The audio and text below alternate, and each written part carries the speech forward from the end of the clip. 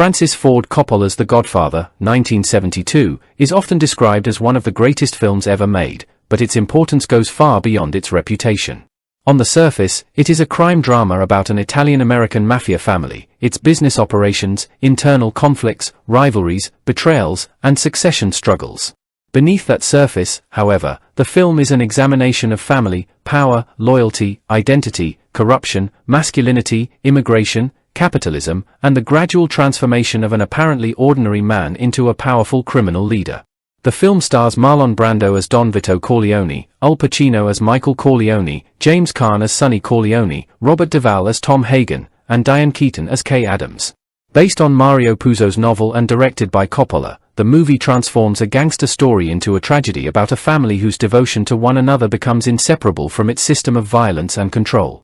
What makes The Godfather extraordinary is its refusal to present its characters as simple heroes or villains.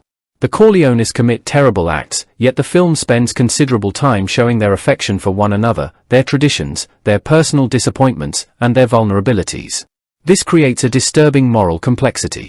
Viewers can understand why these people behave as they do without being asked to excuse their actions. Most importantly, the film is constructed around Michael's transformation. At the beginning, Michael appears to be the family member who has escaped the criminal world. He proudly tells Kay that his father's activities do not define him. By the conclusion, Michael has become the very thing he once rejected. The tragedy is not simply that Michael becomes powerful. It is that he becomes powerful by sacrificing the identity and moral independence he once valued. 1. The Corleone family as the heart of the film. The most important element of The Godfather is the Corleone family itself. The film does not begin with a conventional action sequence. Instead, it begins inside a wedding celebration. This choice immediately establishes the central contradiction of the movie: family happiness exists alongside criminal power. The wedding is filled with music, food, dancing, relatives, children, photographs, conversations, and celebrations. At the same time, people enter Don Vito's office privately to request favors. The juxtaposition is essential. The family is not simply a biological unit. It is also a political organization. Vito Corleone's authority extends beyond his immediate relatives. People come to him because they believe he can solve problems that ordinary institutions cannot solve. He offers protection, influence, and justice according to his own system. But these favors are never completely free. They create obligations. This is one of the film's most interesting observations about power. Vito does not behave like a traditional businessman who simply exchanges products for money. His currency is loyalty. His famous philosophy is based on relationships. He believes that people should approach him respectfully and personally rather than treating him as a service provider. This system creates a parallel society. The Corleones operate within American society, but they maintain their own rules, hierarchies, punishments, and loyalties. The family therefore becomes both a source of emotional warmth and a mechanism of control. That contradiction continues throughout the movie. 2. Don Vito Corleone, power through restraint. Marlon Brando's performance as Vito Corleone is one of the film's defining achievements.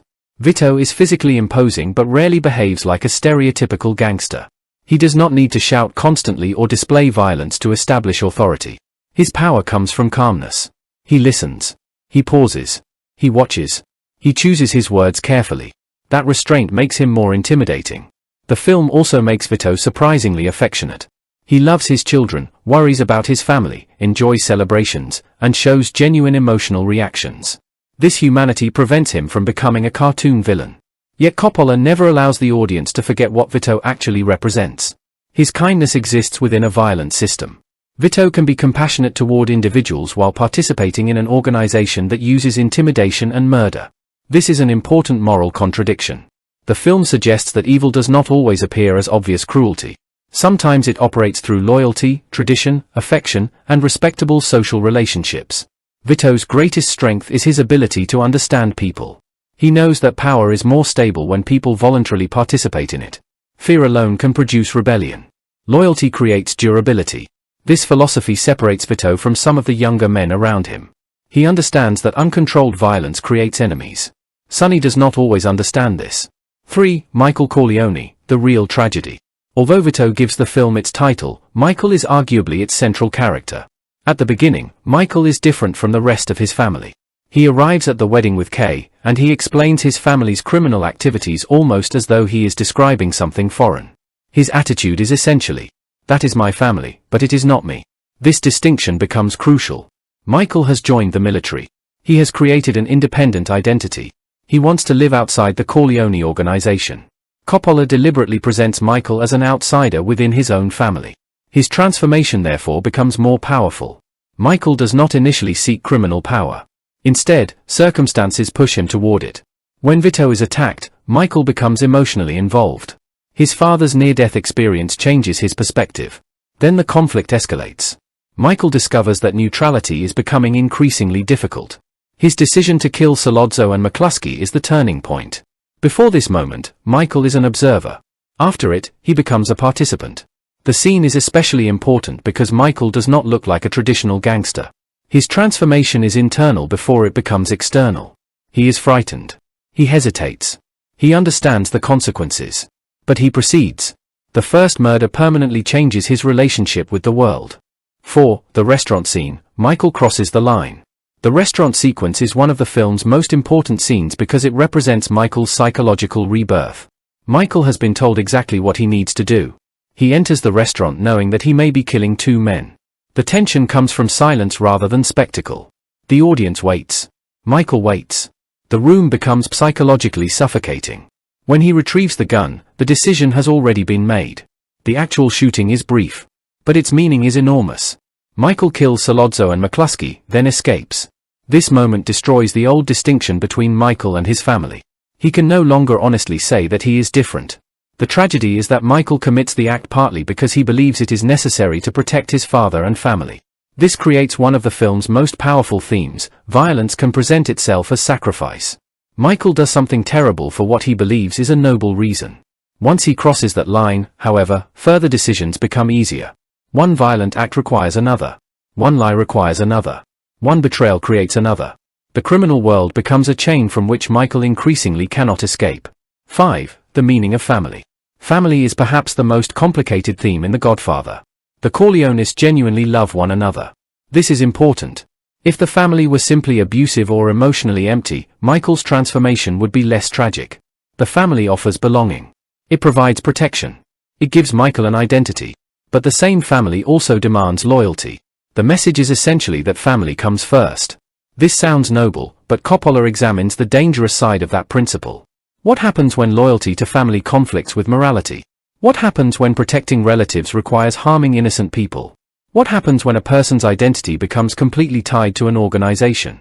Michael eventually chooses family over almost everything else. But the irony is that the more effectively he protects the family organization, the more emotionally isolated he becomes from his actual family.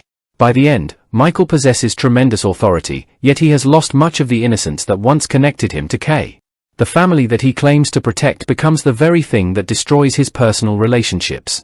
6. Sonny Corleone, passion without discipline. Sonny is Michael's opposite. James Caan gives Sonny enormous physical and emotional energy. He is passionate, aggressive, impulsive, and protective. Sonny loves his family, but his emotions frequently control him. This becomes his greatest weakness. He reacts quickly. He becomes angry quickly. He allows enemies to predict his behavior. In a criminal organization, predictability is dangerous. Sonny's conflict with Carlo demonstrates this perfectly.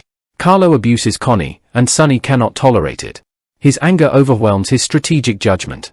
When Sonny drives to confront Carlo, he walks directly into a trap. His death is therefore not simply a plot development. It is the logical consequence of his character. Sonny represents uncontrolled masculinity. He believes strength means immediate retaliation. Michael eventually develops a different philosophy. Michael learns patience. He learns secrecy. He learns to hide his emotions. In this sense, Sonny's death clears the path for Michael. The older brother dies because he cannot control his emotions. The younger brother survives because he learns to control his. 7. Tom Hagen, intelligence and the limits of loyalty. Robert Duvall's Tom Hagen provides another important perspective. Tom is not a biological Corleone, but he is treated as part of the family. He is educated, professional, calm, and diplomatic. His role as consigliere demonstrates that the Corleone organization depends on more than physical violence. It also requires lawyers, negotiators, advisors, financial planners, and people capable of understanding political relationships. Tom represents the administrative side of organized crime. He is evidence that the mafia functions like an institution. Yet Tom also reveals the limits of family loyalty. Vito trusts him, but there are moments when Vito believes Tom is not the right person for particular decisions because he is not a Sicilian. This demonstrates that the Corleone family has layers of belonging. Blood matters. Cultural identity matters. Traditional concepts of masculinity matter. Professional competence matters. The organization is therefore more complicated than simply a family business. 8. Kay Adams and Michael's lost identity. Diane Keaton's Kay is extremely important because she represents Michael's connection to ordinary American life. Kay is outside the traditional Corleone world. She is not raised inside its rules. At first, Michael appears to be building a future with her that has nothing to do with organized crime. This makes her central to the film's tragedy. Michael's transformation is not merely professional. It affects his ability to maintain an honest relationship. As Michael becomes more powerful, Kay becomes increasingly separated from the truth. The final sequence is devastating because it shows how completely Michael has changed. He lies to her. Others approach him with respect. The door closes. Kay is left outside. The image is more important than a conventional explanation because it visually communicates Michael's transformation. At the beginning, Michael is the man who tells Kay that he is different from his family. At the end, he has become the new head of that family. Kay has effectively lost the man she thought she knew. 9. Power and the American Dream. One of the deepest interpretations of The Godfather concerns the American dream. The Corleones are immigrants and descendants of immigrants. America represents opportunity. Vito builds a life for his family. But the film asks an uncomfortable question. What happens when the pursuit of success becomes more important than the moral rules governing that success? The Corleones want wealth, security, respect, and political influence. These are not uniquely criminal desires. They are also conventional American ambitions. The difference lies in how the family achieves them. The film therefore creates an uncomfortable parallel between legitimate capitalism and organized crime. Both can involve competition. Both can involve negotiations. Both can involve alliances. Both can involve control of resources. The difference is that the Corleones are willing to use violence when conventional institutions cannot deliver what they want. This makes the film more than a gangster story. It becomes a critique of power itself. 10. Violence is rarely presented as simple entertainment. Another major strength of The Godfather is its treatment of violence. The film contains memorable violent scenes, but Coppola does not turn every act of violence into a celebration. Violence usually has consequences. Michael's murder of Sollozzo and McCluskey forces him into hiding. Sonny's death devastates the family. Carlo's betrayal results in his death. The violence changes relationships. It changes identities. It creates new problems. This distinguishes The Godfather from many action-oriented crime films. The film's violence is often disturbing precisely because it feels like an extension of ordinary human decisions. People become angry. They seek revenge. They protect relatives. They retaliate. The cycle continues. The film therefore presents violence as a system rather than an isolated event. 11. The baptism sequence, the perfect moral contradiction. The ending is one of the most brilliantly constructed sequences in American cinema. Michael attends the baptism of Connie's baby. Inside the church, the priest asks whether Michael renounces Satan and accepts God. Michael responds affirmatively. At the same time, his men are carrying out murders against his enemies. The editing connects the religious ceremony with the killings. The contrast is shocking. Michael publicly presents himself as a godfather in the religious sense. Simultaneously, he becomes the godfather in the criminal sense. This sequence summarizes the entire movie. Michael has successfully transformed himself. He has become the new Don. But the transformation is morally horrifying. The baptism symbolizes rebirth. Michael's rebirth is into power. Yet it is also the death of his former identity. The scene therefore functions simultaneously as triumph and tragedy. Michael wins. But the audience understands what he has lost. 12. Coppola's direction. Francis Ford Coppola's direction is remarkably controlled. Rather than constantly pushing the camera toward action, Coppola allows scenes to develop slowly. Conversations matter. Silence matters. Expressions matter. The camera often observes characters rather than aggressively manipulating the audience. This creates realism. The world of The Godfather feels lived in. People eat meals. They attend weddings. They argue. They conduct business. They celebrate. They mourn. Criminal decisions happen within these ordinary environments. This makes the violence more shocking. Coppola also understands the power of visual contrast. Bright wedding celebrations contrast with dark offices. Warm family interiors contrast with dangerous streets. Religious ceremonies contrast with murder. These visual oppositions reinforce the film's themes. 13. Gordon Willis and the visual language of darkness. Cinematographer Gordon Willis played a crucial role in creating the film's distinctive appearance. The lighting is famously dark and shadow-heavy. Faces frequently emerge from darkness. This is not simply an aesthetic decision. The shadows reflect secrecy. Characters are constantly hiding something. The Corleone family itself operates through hidden relationships and private conversations. The darkness therefore becomes symbolic. Vito's face is often partially concealed, suggesting both mystery and authority. Michael's transformation is also reflected visually. As he becomes more deeply involved in the family business, the world around him feels increasingly secretive and enclosed. The film's darkness creates a psychological atmosphere. It tells us that we are entering a world where nothing is completely visible. 14. Music and atmosphere. Nino Rota's score contributes enormously to the film's identity. The music often sounds nostalgic and mournful rather than purely threatening. This is important. The film is not only about crime. It is about memory, family, loss, tradition. The music gives the story an almost mythological quality. The Corleone family feels like a dynasty. Their rise and internal conflicts resemble a historical tragedy. This helps explain why The Godfather has remained culturally powerful for decades. It is not simply remembered as a crime film. It feels like a family epic. 15. Masculinity and the Corleone men. Masculinity is another central theme. The male characters are expected to demonstrate strength, authority, control, and loyalty. Vito represents traditional patriarchal authority. Sonny represents physical aggression. Michael represents strategic control. Tom represents intellectual professionalism. These different forms of masculinity compete throughout the film. Sonny believes masculinity requires immediate action. Michael eventually learns that true power may require emotional suppression. But this transformation comes with a cost. Michael becomes colder. He becomes more isolated. He begins to resemble the authoritarian figure he once avoided. The film therefore questions whether power makes a man stronger or simply less emotionally human.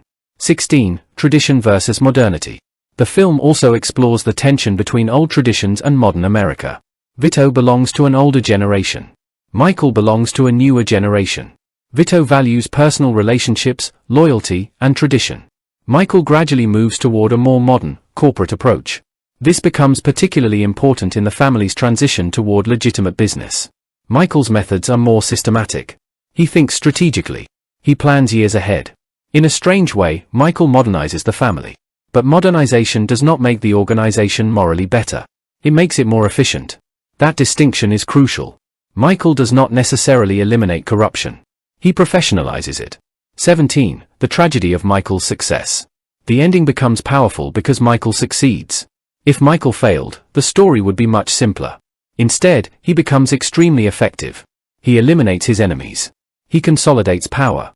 He takes control of the family. He establishes himself as the new Don. From a purely strategic perspective, his transformation works. 1. The problem of the untouchable classic. When a movie becomes universally respected, an interesting problem develops. People sometimes stop discussing the film itself and begin discussing its reputation. Instead of asking, "Does this scene work?" the conversation becomes, "How could anyone criticize this scene?" Instead of examining whether a particular character is well developed, viewers may simply assume that the character must be perfectly constructed because the movie is regarded as a masterpiece. This is what can be called automatic respect. Automatic respect occurs when a film's reputation becomes so powerful that criticism feels almost inappropriate. The Godfather is particularly vulnerable to this phenomenon because its status has been established over decades. It is frequently placed alongside the most celebrated works of world cinema. Its influence on later crime dramas is enormous. Its dialogue is repeatedly quoted. Its characters have become archetypes. But influence does not automatically equal perfection. A film can influence hundreds of later movies and still contain weaknesses. A performance can be iconic while also being uneven. A screenplay can be brilliant while occasionally relying on convenient storytelling. A director can create extraordinary sequences while making choices that deserve debate. Recognizing these possibilities does not diminish the film. In fact, it demonstrates a more mature form of appreciation. 2. Greatness should be demonstrated, not assumed. A serious critical review should begin with a simple principle. Do not praise a film merely because everyone else praises it. Instead, determine why it works. In The Godfather, there are many convincing reasons for its reputation. Coppola creates a world with extraordinary consistency. The Corleone family does not feel like a collection of characters invented solely to move the plot forward. Their relationships have history. Vito is not simply the mafia boss. Michael is not simply the son. Sonny is not simply the hot-headed brother. Tom is not simply the advisor. Kay is not simply the girlfriend. Each character occupies a different position within the family's emotional and political structure. This depth provides one legitimate reason for the film's greatness. The same applies to the film's visual construction. The dark interiors, controlled compositions, deliberate pacing, and carefully designed contrasts create an atmosphere that is instantly recognizable. But critical analysis should not stop at saying, the cinematography is amazing. It should ask why the cinematography works. The darkness, for example, is not merely attractive. It creates a visual language of secrecy and power. Faces are frequently partially obscured. Conversations occur in private rooms. Important decisions are made away from public view. The visual style therefore reinforces the film's themes. That is meaningful artistic achievement. 3. The difference between admiration and analysis. Admiration asks, is this a great movie? Analysis asks, why does this movie work, where does it fail, and what does its greatness actually consist of? The distinction is extremely important. A fan might say, Michael's transformation is brilliant. A critic should go further. Why is it brilliant? What makes the transformation convincing? Which scenes establish it? Does Michael's character development happen gradually enough? Does the film sufficiently explain his psychological motivations? Does the ending complete his transformation effectively? These questions create a deeper understanding. Similarly, it is easy to praise Brando's performance. But critical analysis can examine the performance's construction. Brando's Vito is quiet, controlled, physically distinctive, and emotionally complex. His voice, posture, facial expressions, gestures, and pauses create authority. But one can also ask whether Vito's characterization is sometimes romanticized. The film shows his affection for his family. It shows his intelligence. It shows his loyalty. It shows his humanity. But these qualities can make audiences forget that he is also responsible for maintaining a violent criminal organization. This creates a fascinating contradiction. The movie understands this contradiction, but its charisma can sometimes make the criminal world appear more attractive than destructive. That is worth discussing rather than ignoring. 4. The film's greatest strength, character transformation. The strongest argument for The Godfather as a masterpiece is probably its treatment of Michael Corleone. Michael's transformation gives the film its dramatic architecture. At the beginning, Michael is physically present at the family wedding but psychologically distant from the family business. He tells Kay stories about his father almost as though he is explaining a foreign culture. He believes that he has created an independent identity. This is important because the audience initially sees Michael as someone capable of escaping the family cycle. The tragedy is that he does not escape. Instead, he eventually becomes its most powerful representative. The transformation is particularly effective because Michael's initial motivation is understandable. He does not enter the criminal world because he suddenly develops a desire for power. He becomes involved because his father is attacked and the family is threatened. His first major act of violence is therefore presented as a response to a crisis. This creates moral ambiguity. Michael can convince himself that he is acting defensively. But once he commits the murders of Solozzo and McCluskey, the boundary has been crossed. His later actions become increasingly easier to justify in his own mind. This is one of the film's strongest ideas. The first compromise can make the next compromise easier. 5. But is Michael's transformation perfectly developed? A critical approach can nevertheless ask whether Michael's transformation is completely convincing. The argument in favor is powerful. Michael experiences his father's attempted murder. He becomes involved in a dangerous conflict. He commits murder. He is forced into hiding. He returns to a changed family. He gradually accepts greater responsibility. Eventually he becomes Don. The structure is logical. However, some viewers may feel that the film moves Michael through certain stages relatively quickly.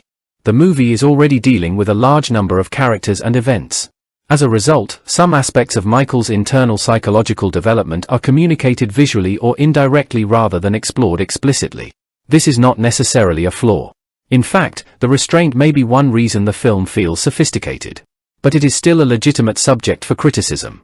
A reviewer does not have to accept the conventional interpretation that every omission automatically represents genius. Sometimes ambiguity is powerful. Sometimes ambiguity can also leave questions insufficiently explored. Both possibilities can exist simultaneously. 6. The romance of the mafia world. One of the most important criticisms of The Godfather concerns its treatment of organized crime. The film is undeniably violent. People are murdered. Families are destroyed. Businesses are threatened. Political corruption is present. Yet the Corleone world is also portrayed as fascinating, sophisticated, loyal, and culturally rich. There are weddings. There are family dinners. There are traditions. There are powerful speeches. There is beautiful music. There are elegant suits and carefully decorated rooms. Vito possesses extraordinary charisma. Michael becomes an almost mythological figure. This creates an aesthetic problem. The audience may intellectually understand that the Corleones are criminals while emotionally becoming fascinated by their lifestyle. That fascination is part of the film's power. But it can also become part of its danger. The film's ability to make criminals compelling has influenced countless later gangster movies and television series. This does not mean The Godfather endorses organized crime. It does mean that the movie demonstrates how easily power, wealth, loyalty, and violence can become aesthetically attractive when presented through compelling characters. That ambiguity should be discussed. 7. Vito Corleone, humanization or romanticization? Vito is arguably one of the most charismatic criminals ever portrayed on screen. Brando's performance is so powerful that it becomes difficult to separate the character from the actor's presence. Vito is patient. He is thoughtful. He loves his family. He speaks about loyalty. He dislikes unnecessary violence. He appears to have principles. All of these qualities make him fascinating. But they also raise a critical question. Does the film humanize Vito, or does it romanticize him? The answer can be both. Humanization is valuable because it prevents simplistic storytelling. Real criminals are human beings. They can love their families. They can be generous to friends. They can possess personal codes. Understanding that complexity can make a story more realistic. But romanticization happens when those qualities overwhelm the consequences of the character's actions. Vito's personal warmth does not erase the violence of the organization he controls. A critical viewer should therefore hold both facts simultaneously. Vito can be a loving father and a powerful criminal. His humanity does not cancel his responsibility. 8. Masculinity and violence. Another area where critical evaluation is important is masculinity. The men of The Godfather are constantly negotiating power. Sonny demonstrates aggressive masculinity. Michael eventually develops controlled masculinity. Vito represents patriarchal authority. These characters are often judged according to their ability to protect their families and dominate their environments. Violence becomes associated with strength. Control becomes associated with leadership. Emotional restraint becomes associated with authority. This is especially interesting because Michael's transformation can be interpreted as his movement from one type of masculinity to another. At the beginning, Michael is comparatively independent. By the end, he becomes the ultimate patriarch. But what does he sacrifice? His emotional openness. His relationship with Kay. His innocence. Possibly even his capacity for trust. The film therefore presents male power as both impressive and destructive. A critical review should recognize this contradiction rather than treating Michael's rise as a straightforward success story. 9. Women and the limits of the film. A more critical examination also requires discussing the representation of women. The central power structures of the film are overwhelmingly male. Men make the major decisions. Men control businesses. Men determine alliances. Men participate in violence. Women frequently experience the consequences. Kay is especially significant because she begins outside the Corleone system. She represents an alternative life for Michael. But she gradually becomes excluded from the truth. Connie's marriage to Carlo also demonstrates how women can become trapped inside patriarchal structures. Apollonia's story demonstrates another dimension of Michael's transformation. The women are emotionally important to the narrative, but they rarely possess the institutional power that the men possess. This can be interpreted intentionally. The film is portraying a patriarchal criminal organization. However, it can still be criticized for how much narrative agency women receive. The film's male-centered structure is historically and thematically understandable, but understanding why something exists does not mean we must consider it beyond criticism. 10. The film's pacing, slow, deliberate, or occasionally overextended. One of the qualities frequently praised in The Godfather is its pacing. Unlike many modern crime films, it does not rush. Coppola gives conversations room to breathe. Characters sit together. They eat. They talk. They wait. Events develop gradually. However, a critical reviewer can reasonably ask whether every section is equally compelling. Some viewers may find the middle portions slower than the opening and final acts. The Sicily section, for example, is beautiful and important to Michael's development, but its pacing can feel separated from the central New York narrative. Again, this does not make the film unsuccessful. It illustrates an important principle of criticism. A film can be artistically ambitious while still having moments that work better for some viewers than others. The correct response to a pacing criticism is not automatically, "You don't understand cinema." It is to examine whether the slower passages serve a meaningful dramatic purpose. In The Godfather, much of the slower pacing does contribute to character development and atmosphere. 11. The baptism ending and the construction of genius. The baptism sequence is frequently cited as evidence of Coppola's genius. And there are strong reasons for that reputation. Michael participates in a religious ceremony while his enemies are murdered elsewhere. The editing creates a devastating contrast between sacred language and criminal violence. The sequence summarizes Michael's transformation in a concentrated visual metaphor. He is becoming the new Godfather. But even here, critical analysis should avoid simply declaring, "This is perfect." Instead, ask what the sequence accomplishes. It demonstrates hypocrisy. It demonstrates power. It demonstrates transformation. It demonstrates Michael's separation from ordinary morality. It also shows that Michael has learned to operate through delegation. He does not personally perform every act. He gives orders. Other people carry them out. This is important because his transformation is no longer simply about committing violence. He has become an institutional leader. The sequence therefore completes the film's movement from family drama to political tragedy. 12. The door, a simple image with enormous meaning. The final closing door between Michael and Kay is perhaps the most famous visual symbol in the film. It works because it is extremely simple. Michael enters a room. Kay remains outside. The door closes. The meaning is enormous. Michael has become inaccessible. The husband Kay knew has disappeared behind the identity of the Don. The image also symbolizes the audience's relationship with Michael. At the beginning, Michael is the character through whom we enter the Corleone family. By the end, he has become someone we can no longer fully access. The door closes not only on Kay but also on Michael's previous identity. This is an excellent example of cinematic storytelling because the film does not need a long speech explaining what has happened. The image communicates it. Yet even an iconic image can be discussed critically. Some viewers may interpret the ending as a complete transformation. Others may see it as Michael consciously choosing power over intimacy. Others may interpret it as the beginning of an even larger tragedy. The ambiguity contributes to the film's lasting power. 13. Technical excellence should not end the conversation. The technical achievements of The Godfather are substantial. Gordon Willis's cinematography is distinctive. Nino Rota's score is unforgettable. Coppola's direction is controlled. The production design creates a convincing historical world. The performances are exceptionally strong. The editing is often precise and meaningful. But technical excellence should not automatically settle the question of artistic value. A beautiful shot is not automatically a meaningful shot. A famous performance is not automatically a flawless performance. A slow pace is not automatically sophisticated. Dark cinematography is not automatically profound. Critical thinking requires connecting technique to meaning. In The Godfather, these connections are usually strong. The darkness supports secrecy. The music supports nostalgia and tragedy. The performances support the themes of family and power. The editing supports Michael's transformation. That is why the technical achievements matter. They are not merely decorations. 14. Why the film's reputation is justified. After challenging automatic respect, it is important not to swing too far in the opposite direction. Being critical does not mean being contrarian. There is no requirement for a reviewer to find flaws simply to prove independence.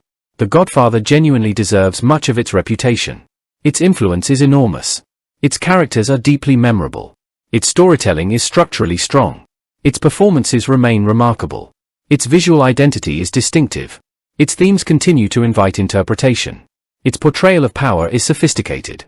Its central tragedy remains emotionally effective. Most importantly, the film has extraordinary coherence. Its individual elements reinforce one another.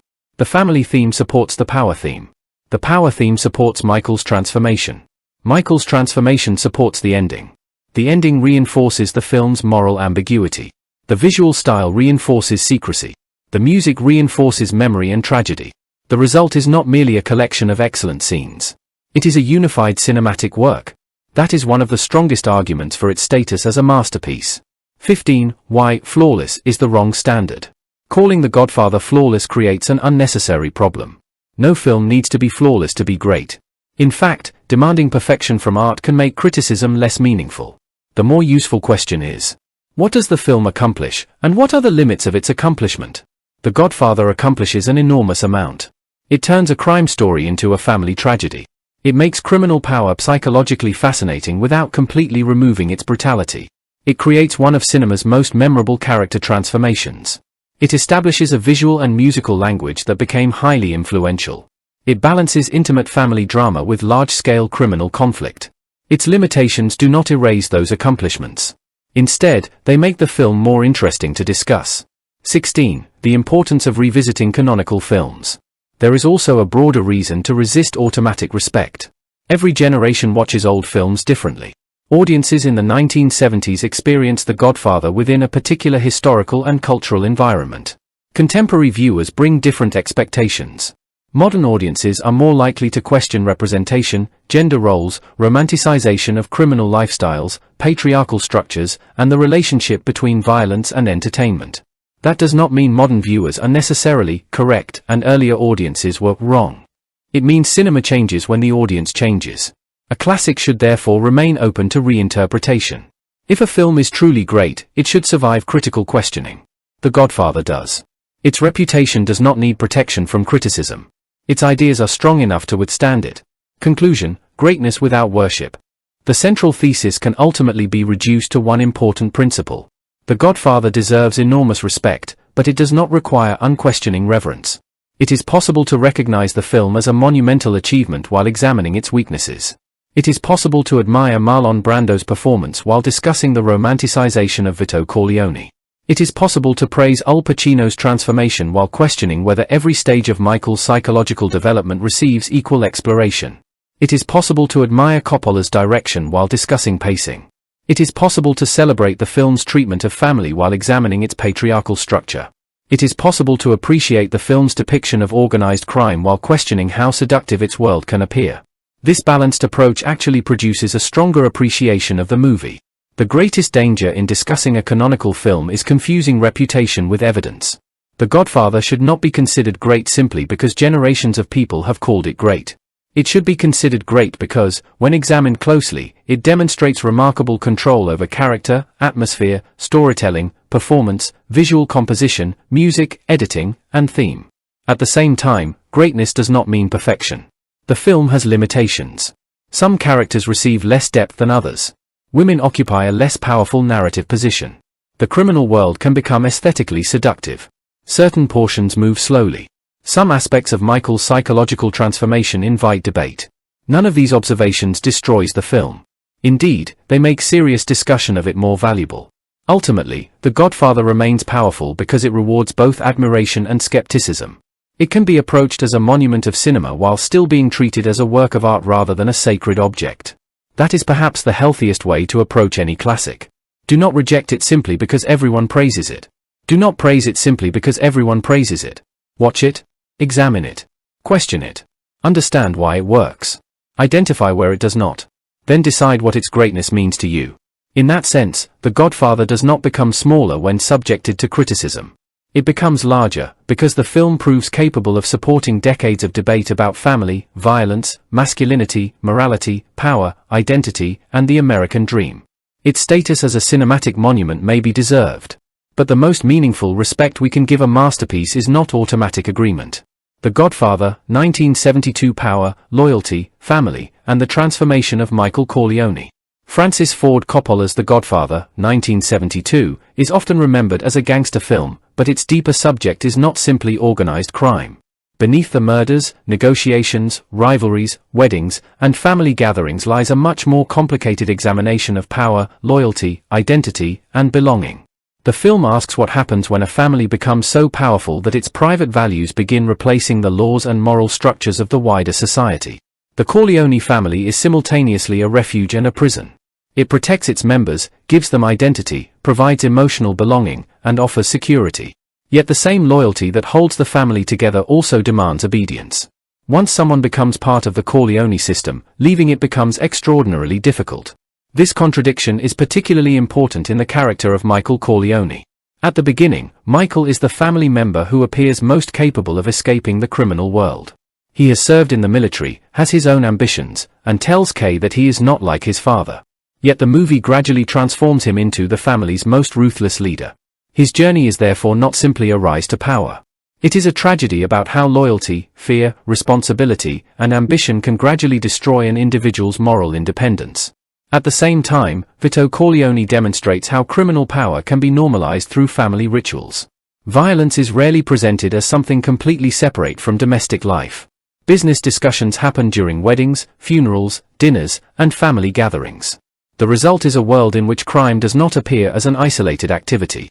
It becomes woven into everyday family life. 1. Power is the invisible force controlling the film. Power is everywhere in The Godfather. Characters constantly ask who controls what, who owes whom a favor, who can influence the police, who has political connections, who can negotiate, and who can use violence. Yet Coppola rarely presents power as something as simple as physical strength. Vito Corleone's power is primarily relational. People come to him because they believe he can help them. They offer respect and loyalty in exchange for protection or influence. This creates a fascinating alternative system of authority. The official institutions of society are not always trusted or accessible to the characters. Instead, they turn to Vito. This is particularly clear during the opening wedding sequence. The celebration looks like a normal family event, but Vito's office becomes a private court. People enter one by one. They explain their problems. They ask for favors. Vito listens. The atmosphere resembles a political office more than a family home. This establishes one of the film's central ideas: power becomes strongest when it can disguise itself as ordinary social interaction. Vito does not need to announce that he is powerful. Everyone already knows. His authority exists in the minds of the people around him. 2. Loyalty is the currency of the Corleone world. The Corleone family does not operate primarily through contracts. Its strongest agreements are personal. Loyalty is the currency. A favor creates an obligation. Protection creates gratitude. Friendship creates responsibility. Family creates absolute commitment. This system is powerful because it creates relationships that are difficult to break. In ordinary business, someone can terminate a contract. In the Corleone world, betrayal is much more serious. It becomes a moral offense. They joke. They worry about their children. They mourn their dead. They protect one another. Vito is deeply concerned with his family. Michael initially loves his father and siblings. Sonny is fiercely protective of Connie. Tom Hagen is treated as part of the family despite not being a biological son. These relationships give the characters a sense of belonging. The family protects people from the uncertainty of the outside world. For immigrants and their descendants, this sense of community can be especially meaningful. The Corleone family has built its own network of security. The problem is that the protection comes with conditions. 4. Family as prison. The same family that protects Michael eventually traps him. This is one of the film's central paradoxes. At first, Michael believes he can remain separate. He has his own life. He has served in the military. He has Kay. He has an identity that exists outside the family business. But when Vito is attacked, Michael feels that he cannot remain an observer. His emotional connection to his father pulls him back into the family's conflict. That decision changes everything. Once Michael commits murder, returning to his former life becomes much more difficult. He is no longer simply Vito's son. He is now involved. The family needs him. He needs the family. This creates a cycle. The more Michael becomes involved, the more responsibility he acquires. The more responsibility he acquires, the harder it becomes to leave. Eventually, the family is no longer simply something Michael belongs to. It becomes his identity. That is why the concept of family as prison is so important. A prison does not necessarily need physical walls. Sometimes obligations can function as walls. 5. Michael Corleone, the outsider. Michael's starting position is crucial. He is not introduced as an aspiring gangster. Quite the opposite. He seems to have escaped. His military uniform and his relationship with Kay distinguish him from the other men in his family. He does not seem interested in the Corleone business. At the wedding, he speaks about his family almost like an outsider. This establishes the film's central dramatic question. Will Michael remain outside the family system? Initially, the answer seems to be yes. Michael appears to represent a different future. He is educated. He has served his country. He wants a life separate from organized crime. The irony is that his military service becomes part of the tragedy. He has demonstrated courage and discipline in service to his country, but eventually those same qualities are redirected toward protecting his family. His ability to plan, remain calm, and control himself makes him exceptionally suited to becoming the next Don. 6. The war hero becomes the Godfather. Michael's transformation is one of the most powerful elements of the film. At the beginning, he is a war hero. By the end, he is a criminal patriarch. The contrast is deliberately disturbing. Michael has previously fought in the name of his country. Now he fights for the Corleone family. The question becomes, what determines whether violence is considered legitimate? The film does not provide a simple answer. Michael's first major act of violence is motivated by the desire to protect his father and family. He convinces himself that his actions are necessary. This is important because Michael does not initially perceive himself as evil. He sees himself as someone responding to circumstances. That is how moral transformation becomes believable. People rarely tell themselves, I am becoming a terrible person. They often tell themselves, I have no choice. I am protecting my family. I am doing what has to be done. I will stop once the danger is gone. Michael repeatedly operates through this logic. 7. The restaurant murder as the point of no return. The restaurant scene is the moment when Michael crosses the moral boundary. He enters as someone who has not yet fully accepted the criminal identity. He leaves as a murderer. The importance of the scene is not merely that two men die. The important point is that Michael makes the decision himself. He cannot later claim that he was simply following orders. He chooses. The murder changes him. Afterward, he must leave the country. His former life becomes increasingly distant. In Sicily, he attempts to build another life, but violence follows him. His relationship with Apollonia gives him a temporary possibility of personal happiness. Yet that happiness is destroyed. Her death reinforces the idea that Michael cannot escape the world he has entered. 8. Michael's transformation is gradual. Michael does not become Vito overnight. That is one of the most important aspects of his character. His transformation occurs through a series of increasingly serious decisions. First, he protects his father. Then he commits murder. Then he accepts exile. Then he becomes involved in family strategy. Then he begins taking control. Eventually he eliminates his enemies and becomes the new Don. Each individual step can be rationalized. Together, however, they produce an enormous transformation. This is what makes the story tragic. Michael's transformation is built out of decisions that seem understandable when viewed individually. The tragedy becomes visible only when we look at the whole journey. Point 9. Vito Corleone as the patriarch. Vito represents a different form of power. Michael eventually becomes more ruthless, but Vito is the original patriarch. His authority is based on tradition. He sees himself as the center of a family structure. His influence comes from personal relationships. The title Godfather therefore has multiple meanings. Vito is a father figure. He is also a political patron. He is also the head of a criminal organization. These identities overlap. That overlap is extremely important. Vito's criminal authority becomes normalized because it exists inside a family structure. He does not appear to Michael simply as a criminal boss. He appears as dad. He is the man who worries about his children. He attends weddings. He dances. He gives advice. He comforts his family. This domestic identity makes his criminal identity easier to accept. 10. Domestic ritual and the normalization of crime. Coppola repeatedly places criminal activity next to domestic rituals. This is one of the film's most intelligent structural choices. The opening wedding is simultaneously a family celebration and a day of political negotiations. The family gathers for ordinary reasons, while serious criminal decisions occur in the background. This creates a disturbing normalization. Crime is not treated as something that happens only in dark alleys. It happens around dining tables. It happens during celebrations. It happens among relatives. The message is not necessarily that the Corleones believe crime is morally good. Instead, crime has become so integrated into their lives that they no longer experience a clear boundary between family life and criminal life. That is why the film's family scenes are so important. They humanize the characters while simultaneously demonstrating how deeply the criminal system has penetrated their everyday existence. 11. Warmth becomes a mask for violence. The Corleone family's warmth can conceal disturbing realities. A wedding looks beautiful. A family dinner looks peaceful. A father giving advice to his son looks loving. But beneath these scenes are systems of intimidation and violence. This does not mean the warmth is fake. That would make the film much simpler. The warmth is genuine. That is precisely what makes the contradiction powerful. Vito may sincerely love his family while simultaneously running a violent organization.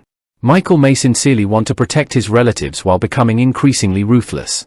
The film therefore refuses to divide the characters into simple categories. They can be loving and violent, generous and dangerous, protective and destructive. This moral complexity is one of the reasons the film has remained so influential. 12. Tradition as a source of authority. Tradition also plays a major role. The Corleones possess rituals, expectations, cultural practices, and ideas about family honor. These traditions create continuity. Vito represents the older generation. Michael represents the younger generation. The older system depends heavily on personal relationships. Michael eventually modernizes the family's methods. Yet the basic principle remains. Family loyalty comes first. Tradition therefore becomes a mechanism for transmitting power. Vito passes authority to Michael. Michael inherits not only a criminal organization but also a philosophy of loyalty and family. This makes Michael's transformation more complicated. He is not simply inventing his own identity. He is inheriting one. 13. Sonny as a warning. Sonny provides a contrast to Michael. He is passionate, aggressive, and impulsive. He responds emotionally to threats. His anger toward Carlo eventually contributes to his death. Sonny demonstrates what happens when family loyalty is expressed through uncontrolled emotion. Michael learns a different lesson. He discovers that power requires patience. He becomes more secretive. He learns to hide his feelings. He plans instead of reacting. This is why Sonny's death is important to Michael's transformation. Sonny's failure creates an opportunity for Michael. The family needs a new leader. Michael becomes that leader. The irony is that Sonny's emotional loyalty helps destroy him, while Michael's controlled loyalty helps him gain power. 14. The Corleone family and patriarchy. Family in The Godfather is not democratic. It is hierarchical. Vito is the father. Michael eventually becomes the father. Men dominate the major decisions. Women often experience the consequences of those decisions. This patriarchal structure is particularly visible in the treatment of Connie. Her marriage becomes connected to the larger political structure of the family. Her personal life becomes entangled with the organization's expectations. Kay is also gradually pushed outside Michael's inner world. The more powerful Michael becomes, the less he shares with her. This demonstrates another cost of patriarchal power. The man at the top gains authority but loses emotional equality. 15. Violence as business. One of the film's most important ideas is that violence is treated as a business tool. Characters discuss strategy. They negotiate. They consider markets and territory. They form alliances. They calculate risks. Violence becomes another instrument for achieving organizational goals.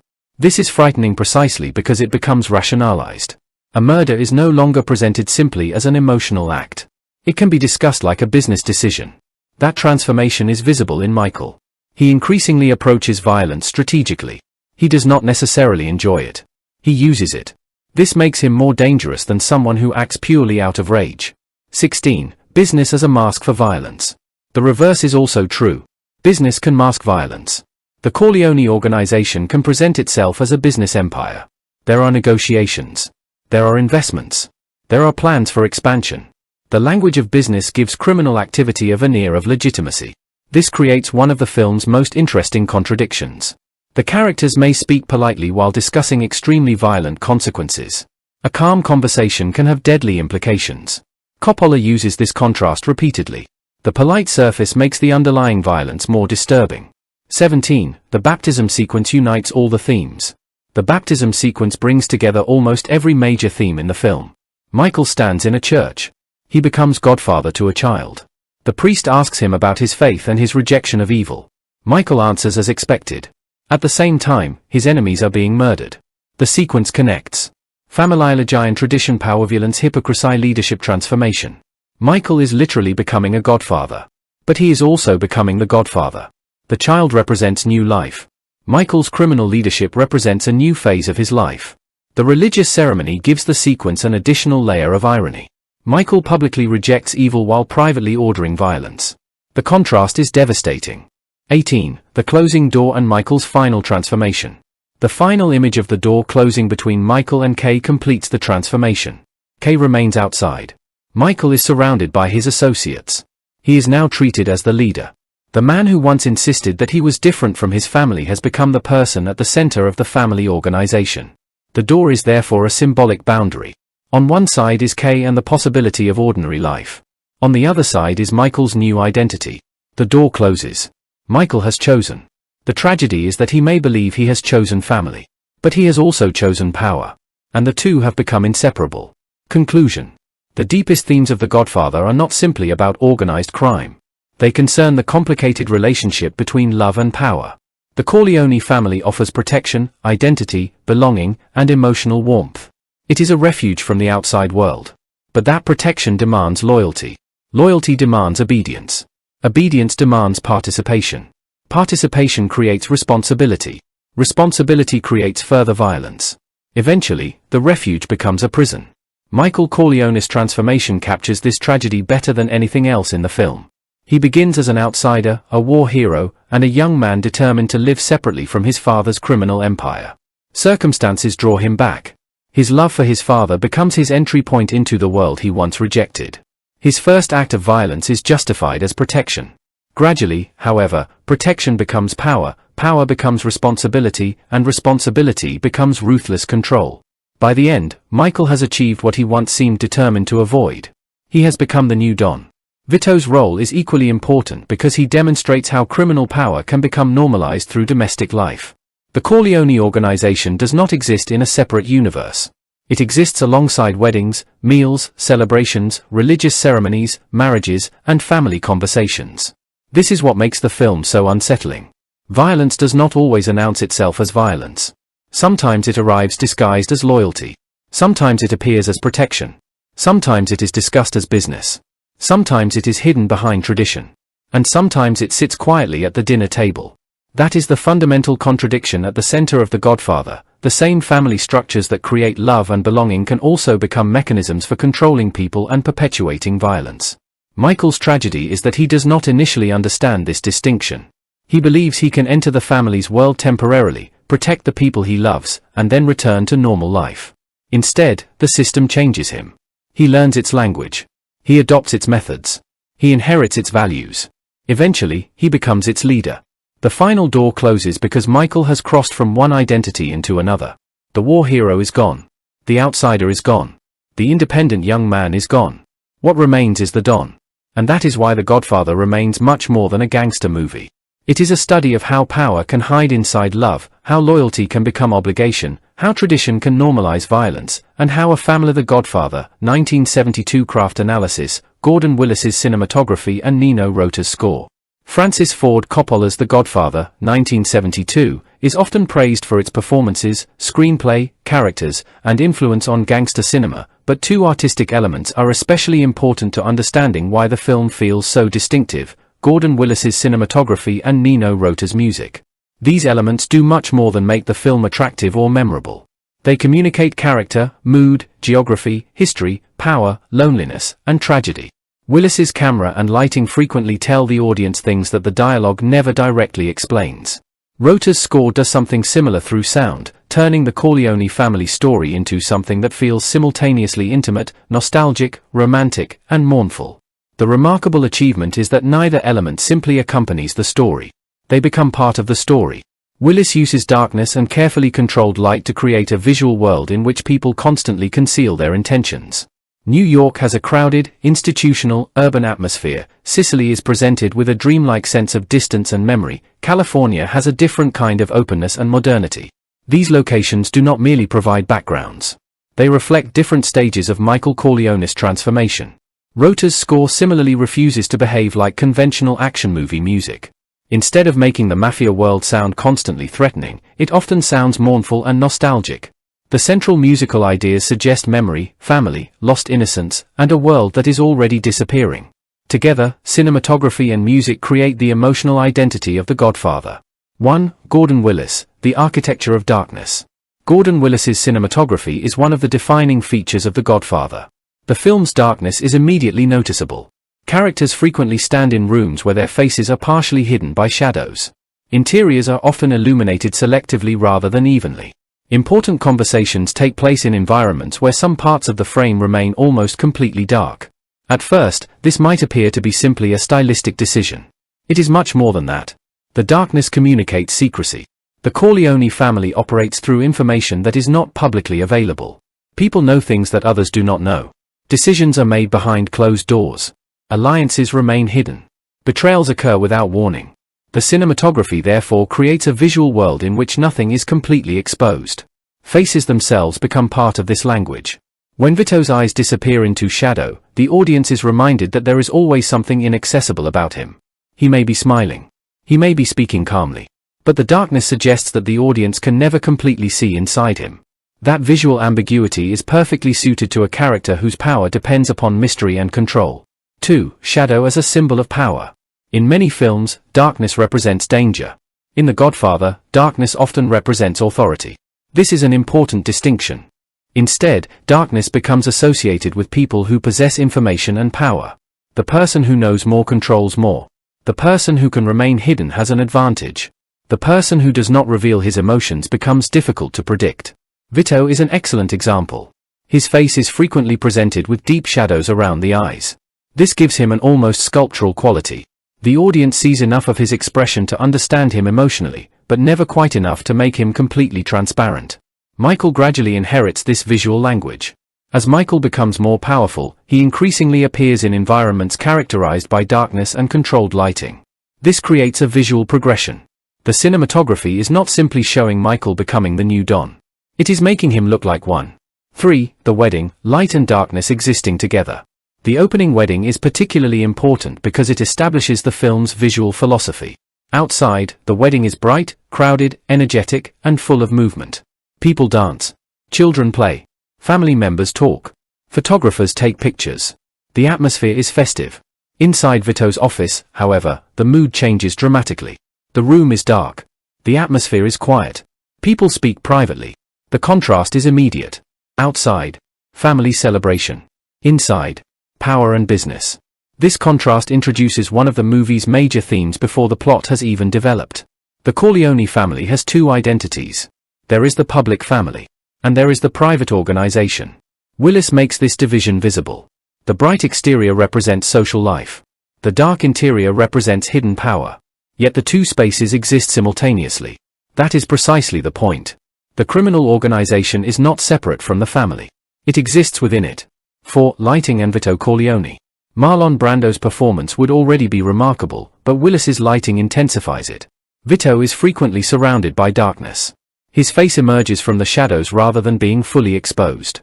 This gives him a mysterious authority. He seems to belong to an older world. He is physically present but almost mythological. The effect is particularly powerful because Brando's performance is relatively restrained. He does not need to dominate every scene through movement.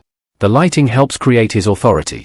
The audience feels that Vito possesses knowledge and power before the story has explained exactly how much influence he has. This is a sophisticated example of visual storytelling. The film does not repeatedly tell us, Vito is powerful. It creates an image that makes us feel his power. 5. Gordon Willis and the human face. One of the risks of heavy shadow is that faces can become difficult to read. Willis deliberately accepts this risk. That decision is important. Conventional Hollywood lighting often attempts to make actors' faces clear and attractive. The Godfather frequently does the opposite. Faces can disappear into darkness. This gives the characters a more mysterious and realistic quality. It also changes how viewers watch performances. Instead of receiving every emotion clearly, the audience must interpret small movements. A slight change in posture. A pause. A movement of the eyes. A barely visible expression. The viewer becomes an active participant. This is particularly effective with Michael because Pacino's performance is built heavily around restraint. His emotional transformation is often communicated through what he does not say. Willis's cinematography gives that silence a visual equivalent. 6. New York, crowded, institutional, and dangerous. New York is the primary environment of the Corleone family. The city is presented as a dense network of neighborhoods, businesses, houses, offices, streets, and social relationships. It feels crowded. People are constantly moving between private and public spaces. The city is modern, but the Corleones operate within an older cultural structure. This creates an important tension. New York represents American modernity. The Corleones represent a traditional family system operating inside that modern environment. The cinematography captures this mixture. There are bright public spaces and dark private interiors. The family can participate in American society while maintaining its own hidden structure. This visual contradiction reflects the film's larger themes. The Corleones are simultaneously inside America and separate from it. 7. Sicily, a different visual world. When Michael goes to Sicily, the film's visual atmosphere changes dramatically. The contrast is not accidental. Sicily represents ancestry, history, memory, and distance. New York is crowded and politically complicated. Sicily feels comparatively spacious. The landscapes are more open. The environments feel older. There is a greater sense of sunlight and natural space. This creates the impression that Michael has entered another world. He has not simply traveled geographically. He has traveled backward into the cultural history of his family. Sicily becomes a kind of ancestral landscape. This is especially important because Michael's identity is changing. He is becoming more deeply connected to the Corleone family's cultural origins even as he becomes more deeply involved in its criminal structure. The landscapes therefore acquire psychological meaning. 8. Sicily as memory and myth. Sicily is not portrayed in exactly the same realistic manner as New York. It has an almost dreamlike quality. This is important because Michael's time there becomes a period of transition. He is separated from America. He is separated from his family. He is temporarily separated from the immediate criminal conflict. He marries Apollonia. For a brief period, it appears that Michael might create a new identity. The countryside therefore feels almost like an alternative universe. But this world does not save him. Violence eventually reaches him even there. The beauty of Sicily becomes tragic because it cannot protect Michael from his destiny. The landscape can look peaceful while the story underneath it remains violent. This is another example of Coppola's broader visual strategy. 9. The contrast between New York and Sicily. The difference between New York and Sicily can be understood psychologically. New York represents power, business, competition, modernity, family, politics, urban pressure, organized crime. Sicily represents ancestry, tradition, memory, landscape, cultural identity, temporary escape, vulnerability. Michael moves between these worlds. But he cannot remain permanently in either. This creates a sense of inevitability. He belongs to the modern American world, but he is pulled toward the traditions of his family. His future therefore exists between two cultures. Willis's cinematography reinforces this conflict by giving the locations distinct visual personalities. 10. California, wealth and modernity. California provides another important contrast. The Hollywood environment surrounding Jack Wolf's represents a different kind of American power. It is wealthy. It is modern. It is connected to entertainment. It represents a glamorous public world. But the Corleones can still penetrate it. This is significant. The film suggests that the Corleone family's power is not limited to its neighborhood. It can move into industries associated with legitimate American success. Hollywood, politics, business, and organized crime become interconnected. The visual contrast between these worlds reinforces a central theme of the film. Criminal power does not exist outside mainstream society, it can operate alongside it. The Corleones may look culturally traditional, but they are capable of influencing modern American institutions. 11. The horse's head scene and visual shock. The Jack Wolf sequence is another example of how cinematography can manipulate emotional response. The sequence begins with a wealthy man's luxurious environment. Everything suggests privilege. Then the discovery of the horse's head violently disrupts that sense of security. The horror works partly because of the contrast. The violence has entered a space that appeared civilized. This is a recurring strategy in The Godfather. The film does not always place violence in obviously dangerous environments. Instead, it inserts violence into spaces associated with comfort and wealth. That makes the criminal world feel more invasive. 12. Michael's visual transformation. Perhaps the most important use of cinematography is Michael's transformation. At the beginning, Michael often appears more open. He is visually connected to Kay. He is part of the wedding celebration. He occupies brighter social spaces. As he becomes more involved with the family business, his visual environment becomes increasingly controlled. He spends more time in private rooms. His face becomes more shadowed. He is increasingly surrounded by men who wait for his decisions. His visual isolation grows. This is crucial. Michael gains power but loses openness. The cinematography therefore turns character development into visual development. We do not only hear that Michael has changed. We see it. 13. The final door and visual isolation. The final image completes this visual progression. Michael enters the room. Kay remains outside. The door closes. The image is simple, but it contains the entire story. Michael has become inaccessible. The man who once stood beside Kay as an outsider is now surrounded by the people who serve him. The door becomes a visual representation of his transformation. The cinematography therefore ends the film not with a speech, but with separation. This is one reason the ending remains so powerful. It trusts the image. 14. Nino Rota's score, music of memory. If Gordon Willis gives The Godfather its visual darkness, Nino Rota gives it much of its emotional melancholy. The score is instantly recognizable. Its central musical ideas have a mournful, almost elegiac quality. This is important because the movie could easily have been scored like a conventional gangster thriller. It could have relied heavily on aggressive music. Instead, Rota often gives the film a feeling of memory. The music can sound as though it is remembering something that has already been lost. That quality perfectly matches the story. Michael is losing his innocence. The Corleone family is changing. Vito's generation is disappearing. Sonny dies. Michael's relationship with Kay deteriorates. The family is gaining power while losing something emotionally precious. The music understands this contradiction. 15. Why the score feels nostalgic. Nostalgia is one of the defining emotional qualities of the score. But nostalgia in The Godfather is complicated. The music can make the Corleone world feel beautiful. It can evoke family gatherings, cultural heritage, old traditions, and a distant past. But it is rarely completely happy. There is often sadness underneath the beauty. This is crucial.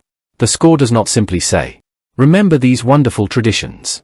It seems to say, "Remember them, because they are disappearing." That makes the music especially effective during scenes involving family and separation.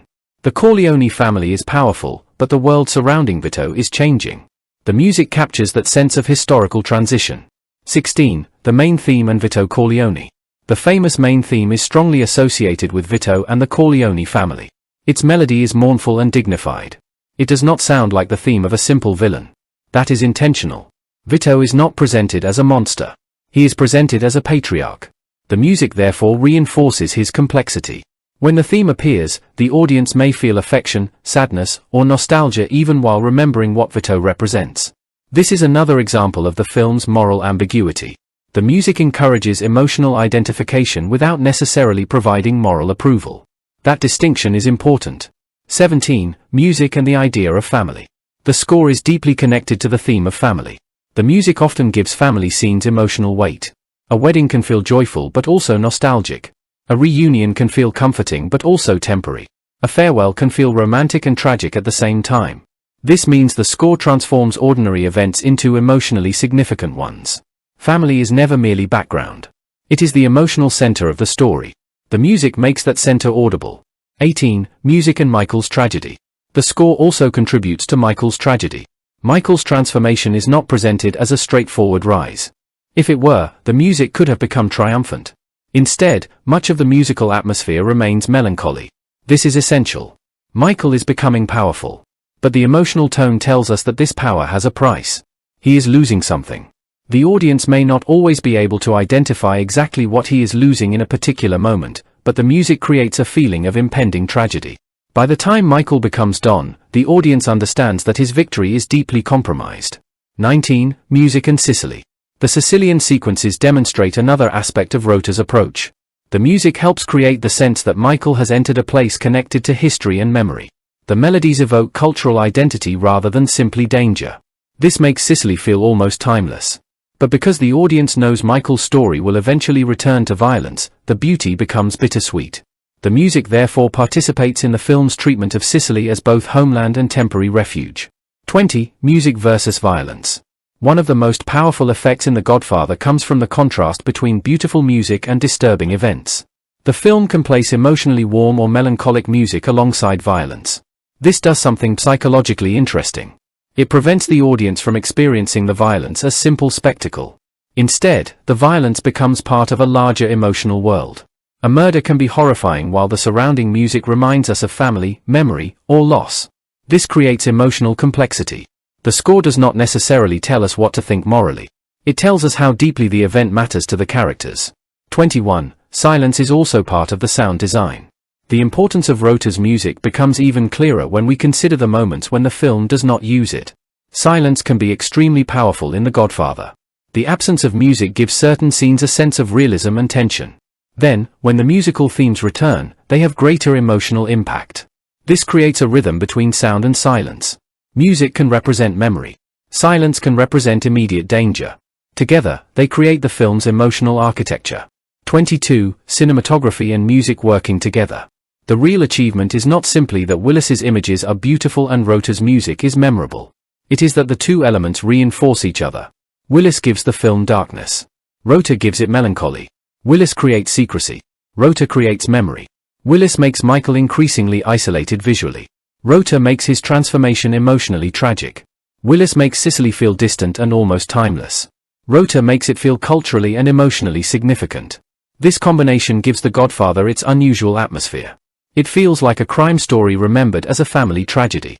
23. Why the film feels like a historical memory. One of the most remarkable qualities of The Godfather is that it does not always feel like a contemporary thriller. It often feels like a story about the end of an era. Vito represents an older generation. Michael represents the future. The family is changing. The business is changing. America is changing.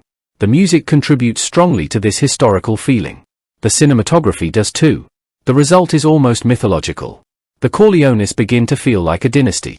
Their personal conflicts resemble historical succession. Vito's reign is ending. Michael's reign is beginning. The transition is not presented as purely exciting. It is mournful. 24. The beauty of the film is part of its complexity. There is an important critical question here. Why make the world of organized crime so visually beautiful? Why give it such memorable music? Why make Vito so charismatic? Why make Sicily so beautiful? The answer is not necessarily that the film wants the audience to admire criminality. Instead, Coppola and his collaborators seem interested in the seductive nature of power. Power is attractive. Family is attractive. Tradition is attractive. Beauty is attractive. The film understands that these things can coexist with violence. That makes the movie more complicated than a straightforward moral lesson. Conclusion. Gordon Willis's cinematography and Nino Rota's score are fundamental to the meaning of The Godfather. Willis's use of darkness, shadow, and controlled lighting creates a visual language of secrecy and power. Faces disappear into shadows because characters are rarely completely transparent. Private rooms become spaces where political and criminal decisions are made. The contrast between the bright wedding celebration and Vito's dark office immediately establishes the film's central contradiction between family warmth and hidden power. The geographical differences are equally important. New York feels dense, modern, urban, and politically complicated. Sicily appears more open, ancestral, distant, and dreamlike. California represents another side of American modernity, connected with wealth, entertainment, and institutional influence. These locations therefore become psychological spaces as well as physical ones. Most importantly, Michael's visual transformation mirrors his psychological transformation. The more deeply he enters the Corleone organization, the more isolated and shadowed he becomes. The final closing door between Michael and Kay provides the perfect visual summary of this process. Michael has gained authority but lost accessibility. Nino Rota's music adds another dimension. Its famous melodies are not simply threatening gangster themes. They are melancholic, nostalgic, romantic, and mournful. The music makes the Corleone world feel connected to memory and cultural heritage. It reminds us that the story is not only about criminal power but also about the passing of generations, the loss of innocence, and the destruction of personal relationships. The score's melancholy is particularly important because Michael's rise is not presented as an uncomplicated victory. He becomes stronger politically while becoming poorer emotionally. He gains control while losing intimacy. He becomes the head of the family while becoming increasingly separated from the people he supposedly protects. The collaboration between Willis and Rota therefore produces something greater than atmosphere. Willis shows us the darkness surrounding the Corleones. Rota makes us feel the sadness inside that darkness. The Godfather, 1972. Coppola's directing discipline, visual power, and the performances of Marlon Brando and Al Pacino. Francis Ford Coppola's The Godfather, 1972, is frequently praised for its screenplay, characters, cinematography, music, and performances, but the film's extraordinary effectiveness ultimately depends on how these elements are organized through direction. Coppola does not direct the movie as though every scene must constantly announce its importance. Instead, he often works through restraint, controlled movement, careful blocking, silence, framing, and the positioning of characters within spaces. This discipline is especially important in a film about power. In The Godfather, power is rarely demonstrated simply by someone shouting, fighting, or displaying a weapon. Power is communicated through where people sit, who stands, who waits, who enters a room, who controls the conversation, who is surrounded by others, and who is allowed to remain silent. Coppola understands that space can become a political language. The same is true of the performances by Marlon Brando and Al Pacino. Brando's Don Vito Corleone is powerful partly because he does so little. He speaks quietly, moves carefully, and rarely needs to demonstrate his authority physically. Pacino's Michael Corleone provides the opposite but complementary transformation. He begins as an apparently detached young man and gradually develops an almost frightening ability to suppress emotion and control his surroundings. Brando and Pacino therefore create two different models of power. Vito's authority is established. Michael's authority is acquired. Vito appears powerful before he does anything. Michael becomes powerful by learning how to control himself. The combination of Coppola's direction, Gordon Willis's visual language, and these two performances creates one of the most sophisticated studies of power in American cinema. 1. Coppola's directing philosophy, restraint instead of exhibition. One of the most impressive aspects of Coppola's direction is his refusal to over-explain. The film contains enormous amounts of information, but Coppola does not constantly force that information into dialogue. Instead, he allows the audience to observe. People sit together. People wait. Characters look at one another. A person enters a room. Someone stops speaking. Another character remains silent. These apparently simple moments create the atmosphere of the film.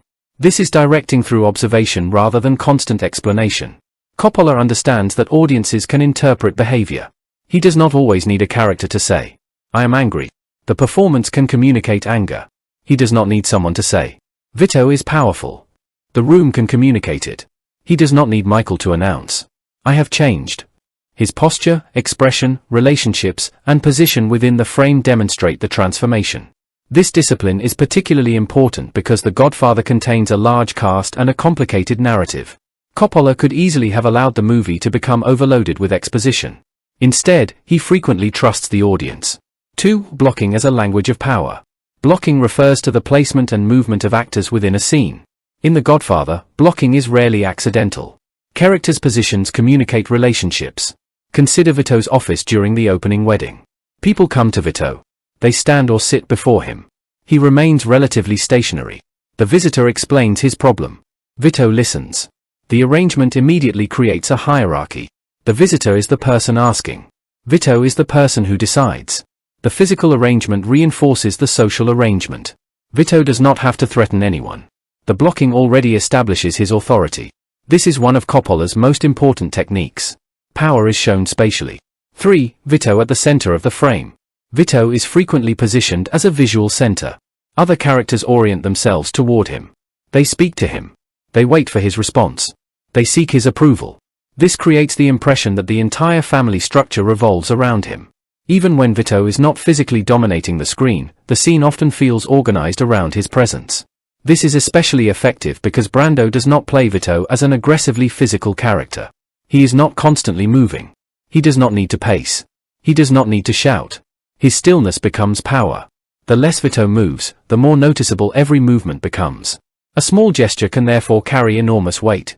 4. The opening wedding as a lesson in directing. The wedding sequence is an extraordinary example of Coppola's ability to manage space. There are multiple activities happening simultaneously. People are dancing. Families are celebrating. Children are running around. Photographs are being taken. Musicians are performing. Meanwhile, Vito conducts private business inside his office. Coppola moves between these environments without losing the sense that they belong to one world. This creates a layered narrative space. The wedding is not simply an opening celebration. It is a miniature representation of the entire film. There is family tradition, romance, celebration, business, power, loyalty, secrecy. The camera's movement between public and private spaces teaches the audience how the Corleone world works. The family and the criminal organization are not separate. They overlap. 5. Public space versus private space. Coppola repeatedly contrasts public and private environments. Public spaces are often associated with performance. People behave according to social expectations. They smile. They celebrate. They greet one another. Private spaces reveal another level of reality. People negotiate. They threaten. They plan. They confess. This distinction is central to the film. The Corleone family has a public identity and a private identity. The directing makes this visible. The audience learns that the most important conversations may happen away from crowds. The darker and more enclosed the space becomes, the more serious the conversation tends to feel. This is where Coppola's direction and Gordon Willis's cinematography become inseparable. Space establishes hierarchy. We notice how his expression changes. The audience is forced to interpret him. That creates intimacy. It also makes his transformation more unsettling because it happens quietly. 7. The restaurant scene, directing through tension. The restaurant sequence demonstrates Coppola's ability to create enormous tension without excessive visual movement. Michael sits with Sollozzo and McCluskey. The conversation is controlled. The audience knows what Michael intends to do. That knowledge changes how we interpret every moment. A glass. A conversation. A pause. A movement. The audience becomes hyper-aware of small details. Coppola does not need constant camera movement. He lets anticipation do the work. This is a major sign of directing confidence. The director trusts the situation. He does not need to constantly remind the audience that something terrible is about to happen. We already know. The tension comes from waiting. 8. Michael's position within the family. Michael's position in the frame changes as his role changes. At the beginning, he is often visually separated from the criminal decision-making. He belongs to the family but not completely to its inner organization. As he becomes more involved, his position changes. He increasingly occupies the spaces previously controlled by Vito and the other senior men. This is a subtle visual indication of succession. Michael is not merely taking over the family business. He is taking over its physical spaces. That is extremely important. The person who occupies the central chair, the central room, or the central position within a group is often the person with authority. Coppola uses this principle repeatedly. 9. Vito and Michael, two forms of authority. Vito and Michael eventually occupy similar positions, but their styles are very different. Vito's power is personal. He has built relationships over decades. People know him. They trust him. They fear him. Michael's power becomes more strategic. He is more secretive. He is less emotionally expressive. He is willing to make decisions that Vito might have approached more cautiously. This creates an interesting generational contrast. Vito represents an older form of power based on personal loyalty. Michael represents a colder, more systematic form. Coppola communicates this difference through performance and staging. Vito often feels like the center of a family gathering. Michael increasingly feels like the center of an organization. 10. Marlon Brando's physical transformation. Marlon Brando's performance as Vito Corleone is remarkable partly because of his physical transformation. Brando does not simply arrive on screen looking like Marlon Brando and speak Italian-American dialogue. He creates a specific physical identity. The posture is different. The voice is different. The facial expression is different. The movement is controlled. The character appears older and physically altered. The famous vocal quality gives Vito a distinctive presence. But the most important element is not the voice alone. It is the combination of voice, posture, movement, and restraint.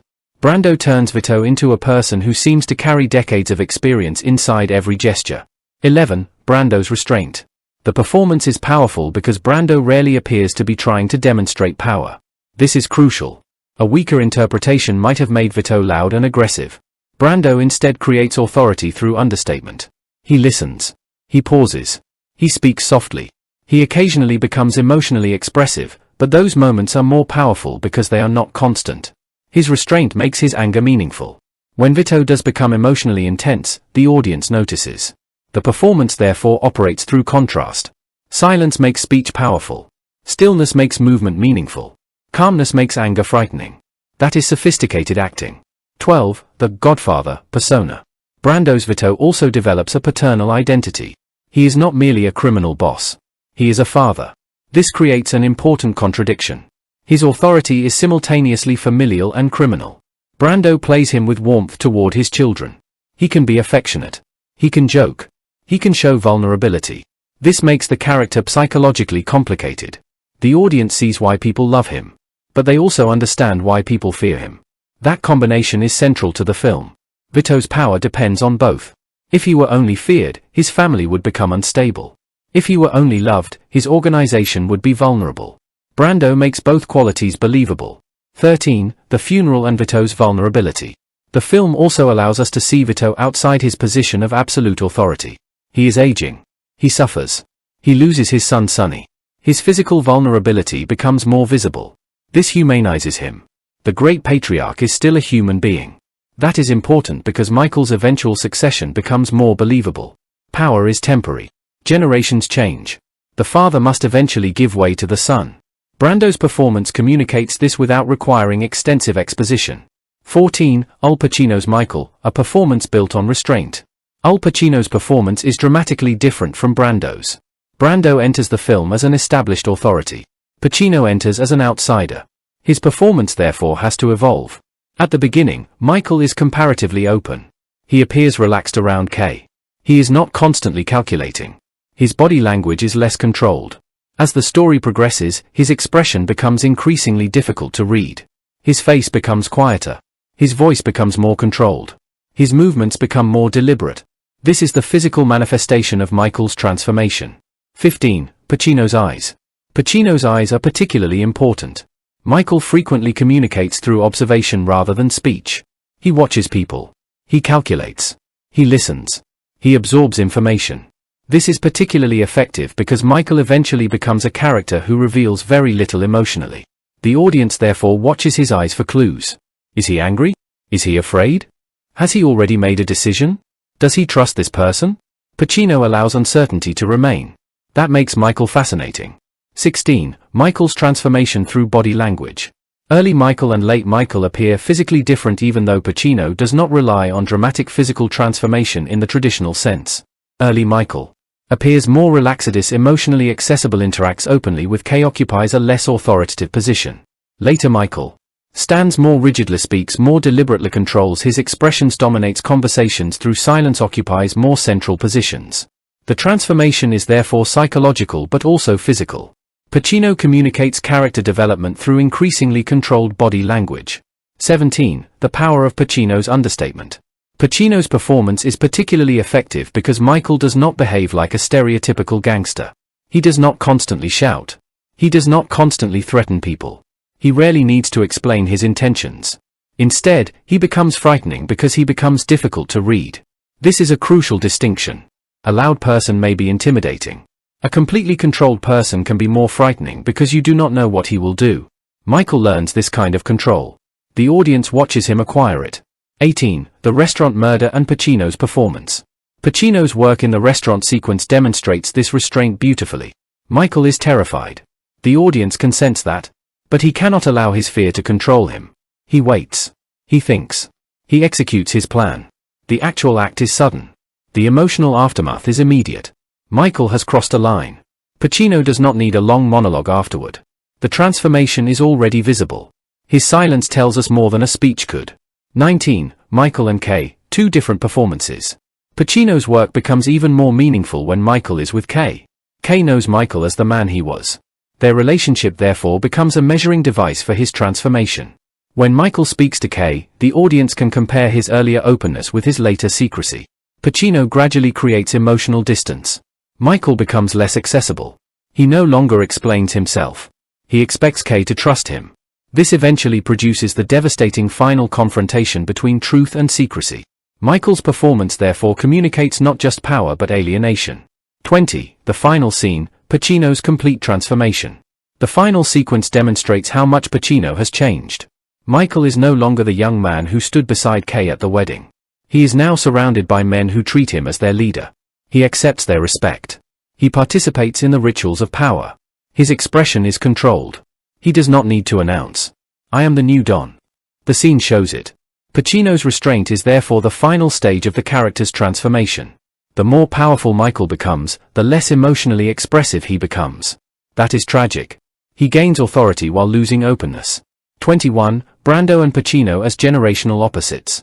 The performances work especially well together because Brando and Pacino represent different generations. Vito's authority comes from experience. Michael's authority comes from transformation. Vito is emotionally expressive in controlled ways. Michael becomes increasingly emotionally closed. Vito values personal relationships. Michael increasingly values strategic outcomes. Vito's power feels organic. Michael's power feels constructed. This creates a fascinating transition. The film is not simply replacing one gangster with another. It is showing a change in the nature of power itself. 22. Coppola's discipline and the actor's discipline. The relationship between Coppola's direction and the performances is essential. Coppola does not overwhelm the actors with unnecessary camera movement. He gives them space. He lets scenes breathe. He allows performances to unfold. This is especially important for Brando. A performance based on subtle gestures requires time. If the camera constantly cuts away, the subtlety disappears. Coppola understands that. The same applies to Pacino. Michael's transformation depends on small changes. The camera must stay attentive. The director's discipline allows the actor's discipline to become visible. 23. Space as psychology. The spaces in The Godfather often reflect psychological conditions. Vito's office feels enclosed. It is a place where power is concentrated. Michael's world gradually becomes similarly enclosed. By contrast, his early scenes with Kay often feel more open and socially relaxed. The movement from openness toward enclosure mirrors his transformation. He starts with possibilities. He ends with responsibilities. He starts outside the system. He ends at its center. The physical spaces therefore become psychological spaces. 24. Power through stillness. One of Coppola's most effective directing principles is the idea that movement is not necessary to create energy. Sometimes stillness creates more tension. A character sitting quietly can be more powerful than someone shouting. A person who waits can control the room. Vito demonstrates this repeatedly. Michael eventually learns it. This is why the film feels so different from action-driven gangster movies. Its power comes from anticipation. The audience waits for decisions. The characters wait for information. Silence becomes a weapon. 25. Why these performances remain influential. Brando's and Pacino's performances have influenced generations of actors because they demonstrate that cinematic power does not require constant exaggeration. Brando creates a character through physical specificity and vocal control. Pacino creates a character through psychological restraint and gradual transformation. Both performances demonstrate the importance of detail.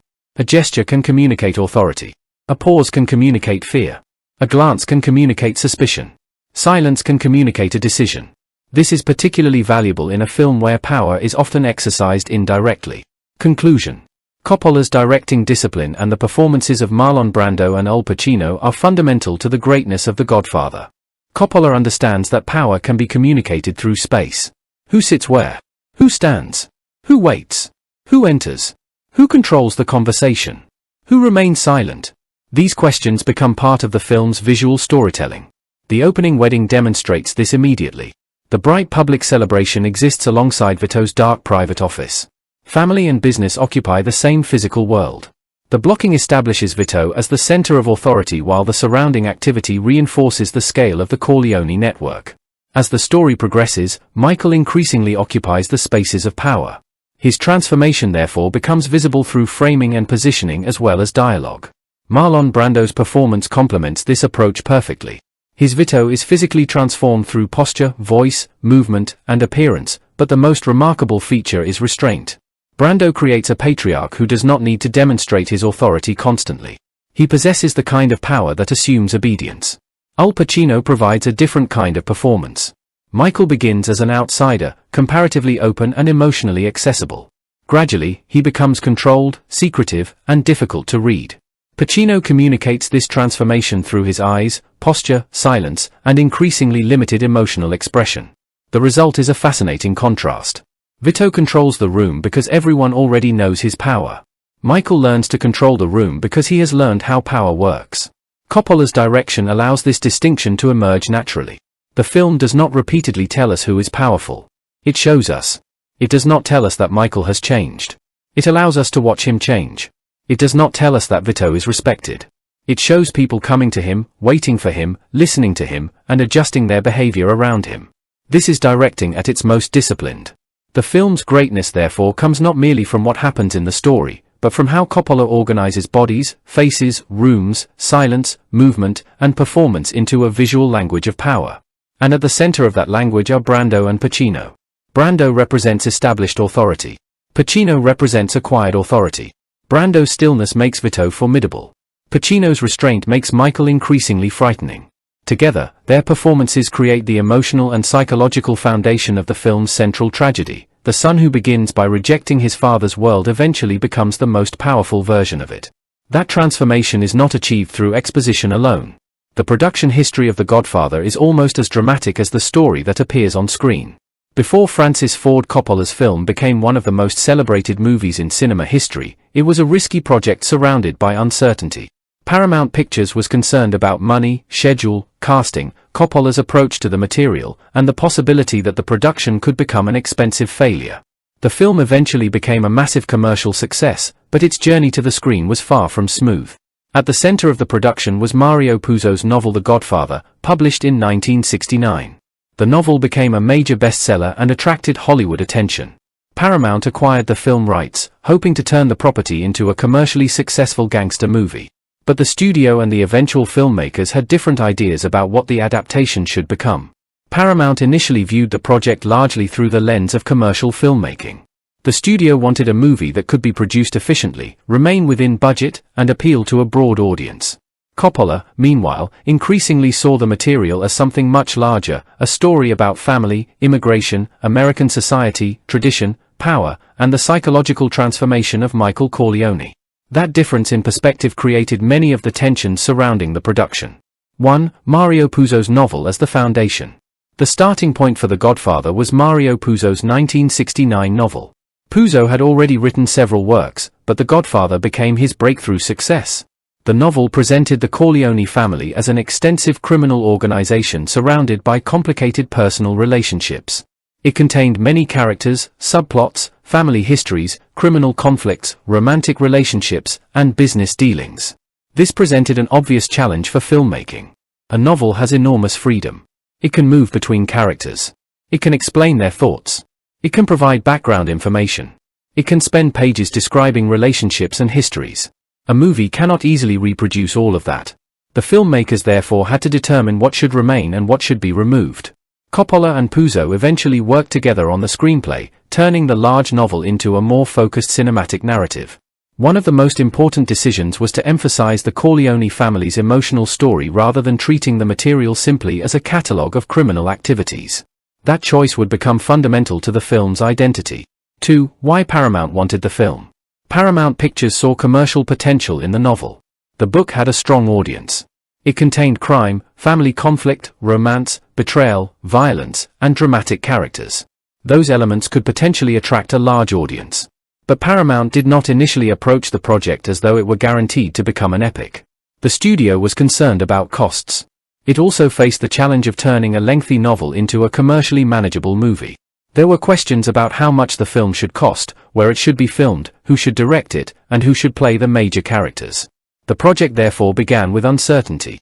3. The search for a director. Francis Ford Coppola was not initially treated as the obvious choice for a project of this scale. At that point in his career, Coppola was still establishing himself. He had directed several films, but he was not yet the monumental figure that later generations would associate with The Godfather. Paramount's decision to hire him was therefore significant.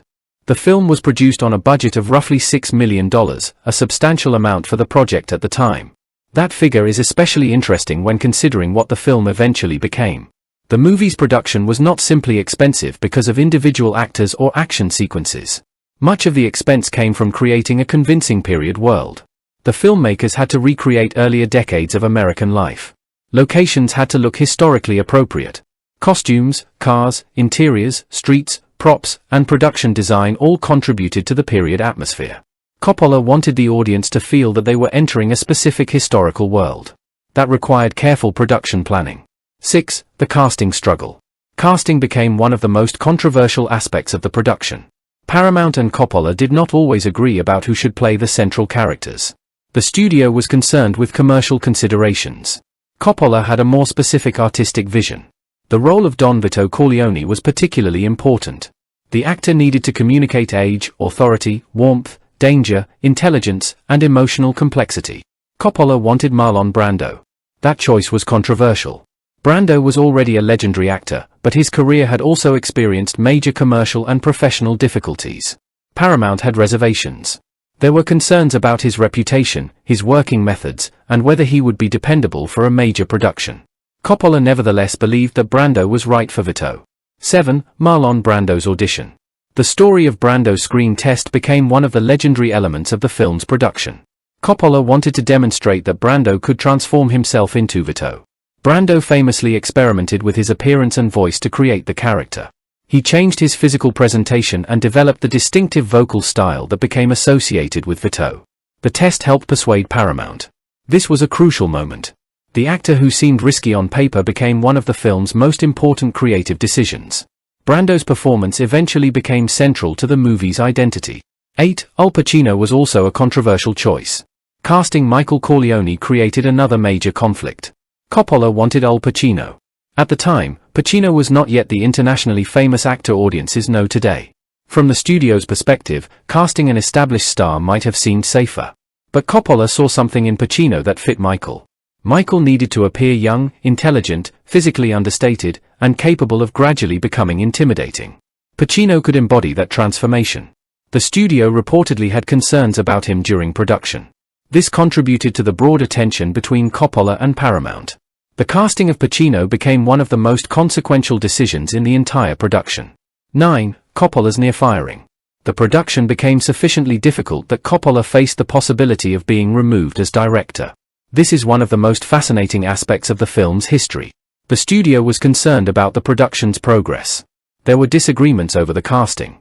There were concerns about Coppola's approach. There were questions about the film's budget and schedule. Coppola was therefore operating under pressure. The irony is extraordinary. The director who would eventually become inseparable from the film's identity was not initially given complete freedom. He had to demonstrate that his vision could work. 10. Why Coppola's risk paid off. Coppola's greatest victory was convincing Paramount that the serious family-centered approach could succeed commercially. He did not make the gangster film the studio might initially have expected. Instead, he created a film that felt like a family epic. The criminal world remained central, but the emotional core was the Corleone family. This allowed the movie to reach audiences who might not ordinarily have been interested in a straightforward crime film. People could connect with family loyal to parental relationships, marriage, betrayal, ambition, generational conflict, immigration, identity. The gangster framework provided the story's external conflict. The family drama provided its emotional power. 11. The importance of New York. Coppola's commitment to filming in authentic locations also contributed to the production's identity. New York was not simply a backdrop. It was central to the film's sense of place. The Corleone family needed to feel embedded within an Italian-American community. The streets, houses, restaurants, businesses, churches, and neighborhoods therefore mattered. Authentic locations gave the film a sense of history. This helped separate it from generic studio-produced crime movies. The city itself became part of the narrative. 12. Sicily and the creation of cultural authenticity. The Sicily sequences were another major production challenge. Michael's journey to Sicily required the filmmakers to create a convincing sense of geographical and cultural distance from New York. These sequences are important because they represent more than a change in location. They connect Michael with the cultural origins of his family. Sicily becomes a place of exile, romance, tradition, and tragedy. The production therefore needed to make the location feel authentic rather than artificial. This contributes significantly to the movie's epic quality. 13. The production design. The film's production design is crucial to its realism. The audience needs to believe that the story is taking place in an earlier era. That means almost every visible element matters. Cars need to look appropriate. Clothing needs to match the period. Interiors need to reflect the character's social status. Restaurants and streets need to look historically convincing. The Corleone family home must communicate wealth without appearing modern. Vito's office must communicate authority. These environments help define character. The physical world is therefore part of the storytelling. Complexity remains invisible to the audience. 16. Adapting the novel. One of the central creative challenges was deciding what to leave out. Mario Puzo's novel contained numerous subplots. The film could not include everything. The screenplay therefore had to prioritize. Michael's transformation became the central dramatic line. Vito's family history remained important. Sonny's character remained important. Kay's relationship with Michael became important. Other elements were reduced or removed. This is a crucial part of adaptation. A successful adaptation does not necessarily reproduce every event from the source material. It identifies the emotional and thematic core. Coppola and Puzo succeeded by focusing the story. 17. Coppola and Mario Puzo. The collaboration between Coppola and Puzo was important. Puzo understood the characters and the world he had created. Coppola understood how those elements could become cinematic.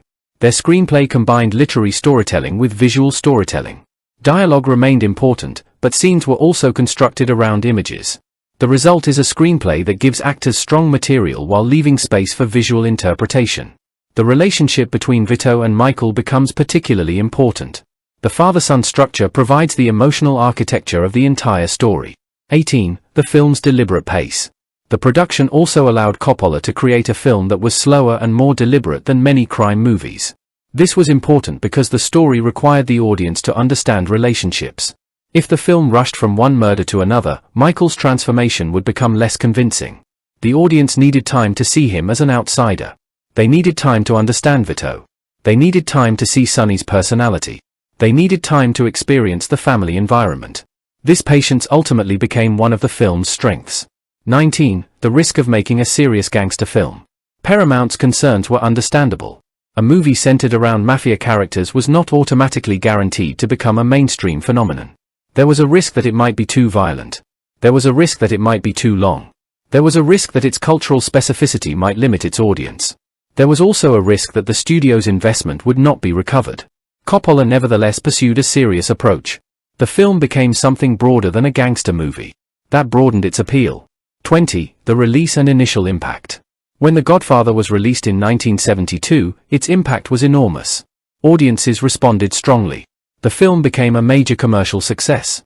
The very qualities that had created anxiety during production became part of its appeal. Brando's performance became a cultural event. Pacino's performance introduced audiences to an actor who would become one of his generation's defining performers. The film's dialogue entered popular culture. The music became iconic. The Corleone family became part of the cultural imagination. The movie's success transformed the expectations surrounding American crime cinema. 21. From risky production to box office phenomenon.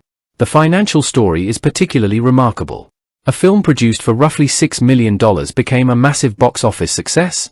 It demonstrated that serious, character-driven filmmaking could become commercially powerful. The movie did not need to sacrifice complexity to attract audiences. This was significant for Hollywood.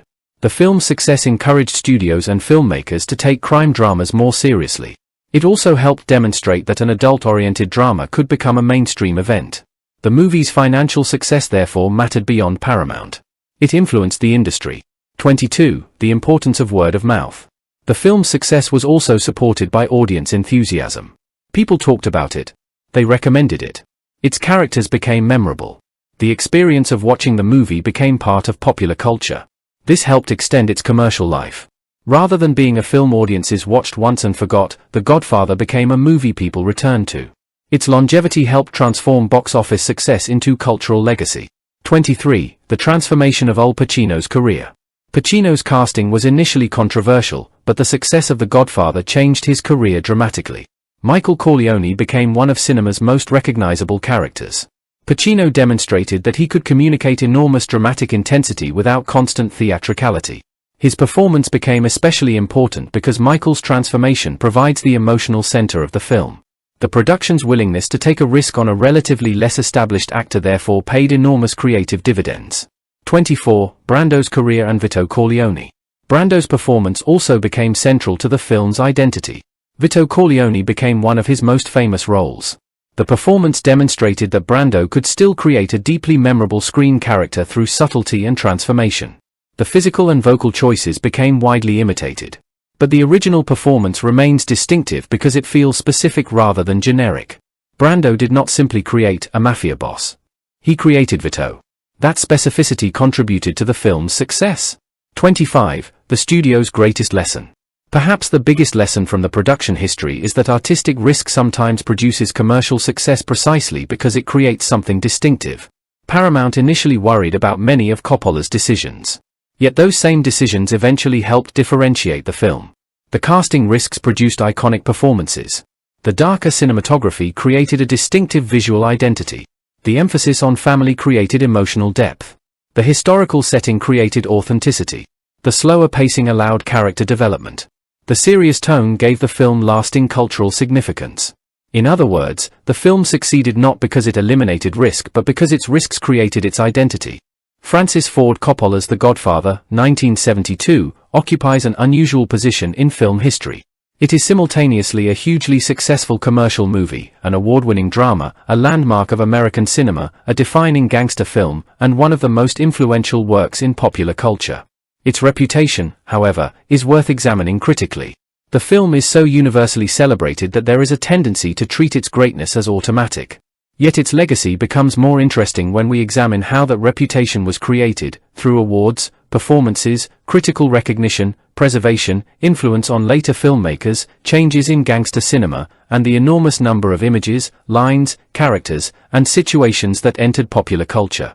At the center of this legacy are three major Academy Award victories: Best Picture, Best Actor for Marlon Brando, and Best Adapted Screenplay for Mario Puzo and Francis Ford Coppola. Brando's refusal of the Oscar added a significant political and cultural dimension to the film's awards history. Decades later, the movie was selected for preservation in the U.S. National Film Registry, confirming its status as a culturally, historically, and artistically important American film. The American Film Institute has repeatedly placed it among the greatest American movies ever made. But awards and rankings only tell part of the story. The deepest evidence of The Godfather's legacy can be found in what happened afterward. The movie changed the way Hollywood approached organized crime.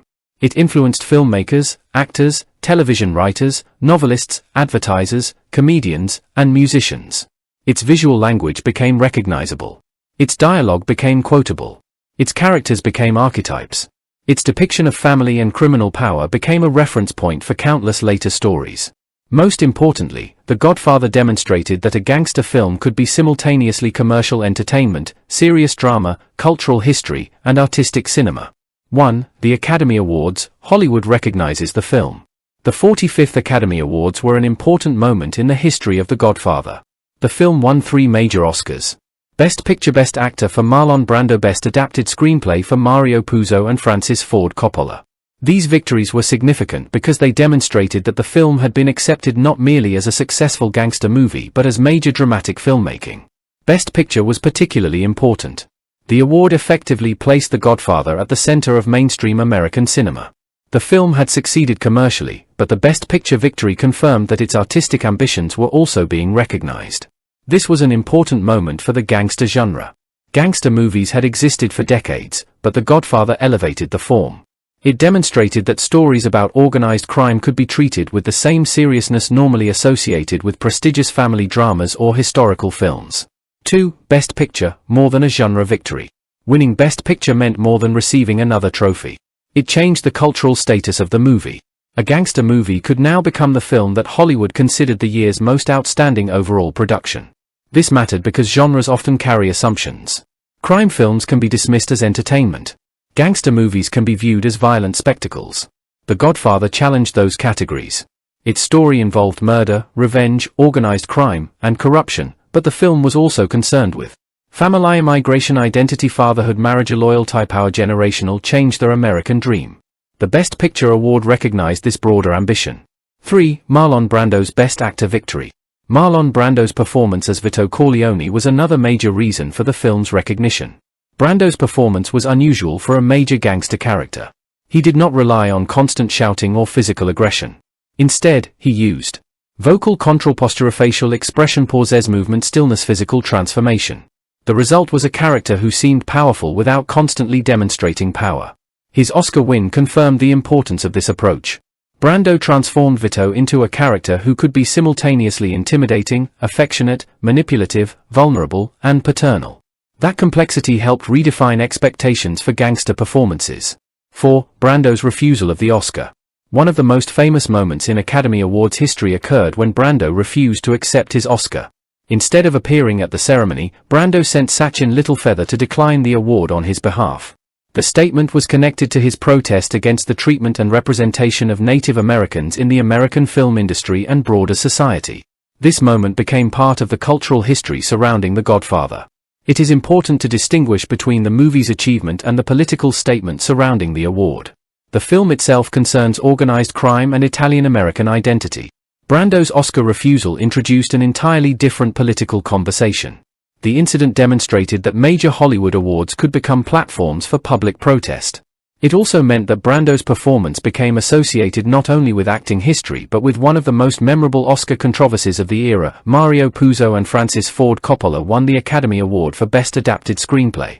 This recognition was particularly appropriate because adapting the novel was one of the film's major creative challenges. Puzo's book was expansive. It contained numerous characters and subplots. The film had to condense this material while preserving the central emotional narrative. The screenplay ultimately focused heavily on the Corleone family and, particularly, Michael's transformation. This gave the movie a strong dramatic structure. Instead of simply presenting a sequence of criminal events, the screenplay creates a tragedy about a young man who gradually becomes the very thing he once rejected.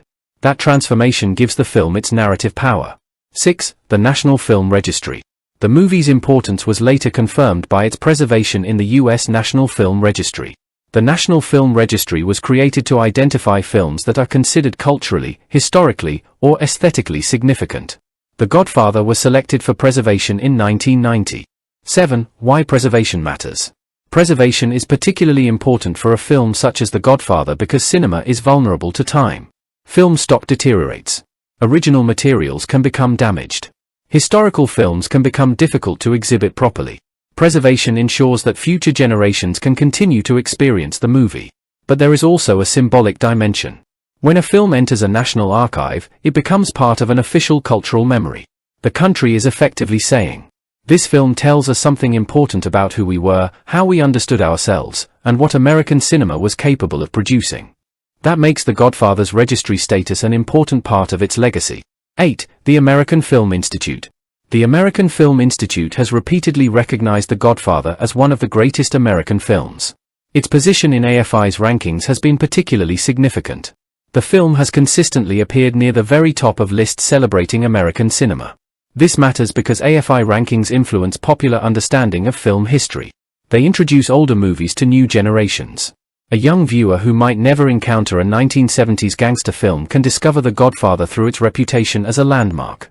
The rankings therefore contribute to the movie's continuing visibility. 9. The film's reputation over time. One of the interesting things about The Godfather is that its reputation has remained unusually strong. Many movies that were enormously successful when released become less influential over time. The Godfather did the opposite. Its reputation grew. The longer film history developed, the more filmmakers and critics identified it as a reference point. This is partly because its craft remains influential. The cinematography still feels distinctive. The performances remain studied. The screenplay remains widely quoted. The direction remains frequently analyzed. The film's themes remain relevant. 10. Influence on gangster cinema. Perhaps the most obvious legacy is its influence on gangster movies. After The Godfather, it became much more difficult to make a gangster film without being compared to Coppola's work. The film established expectations for the genre.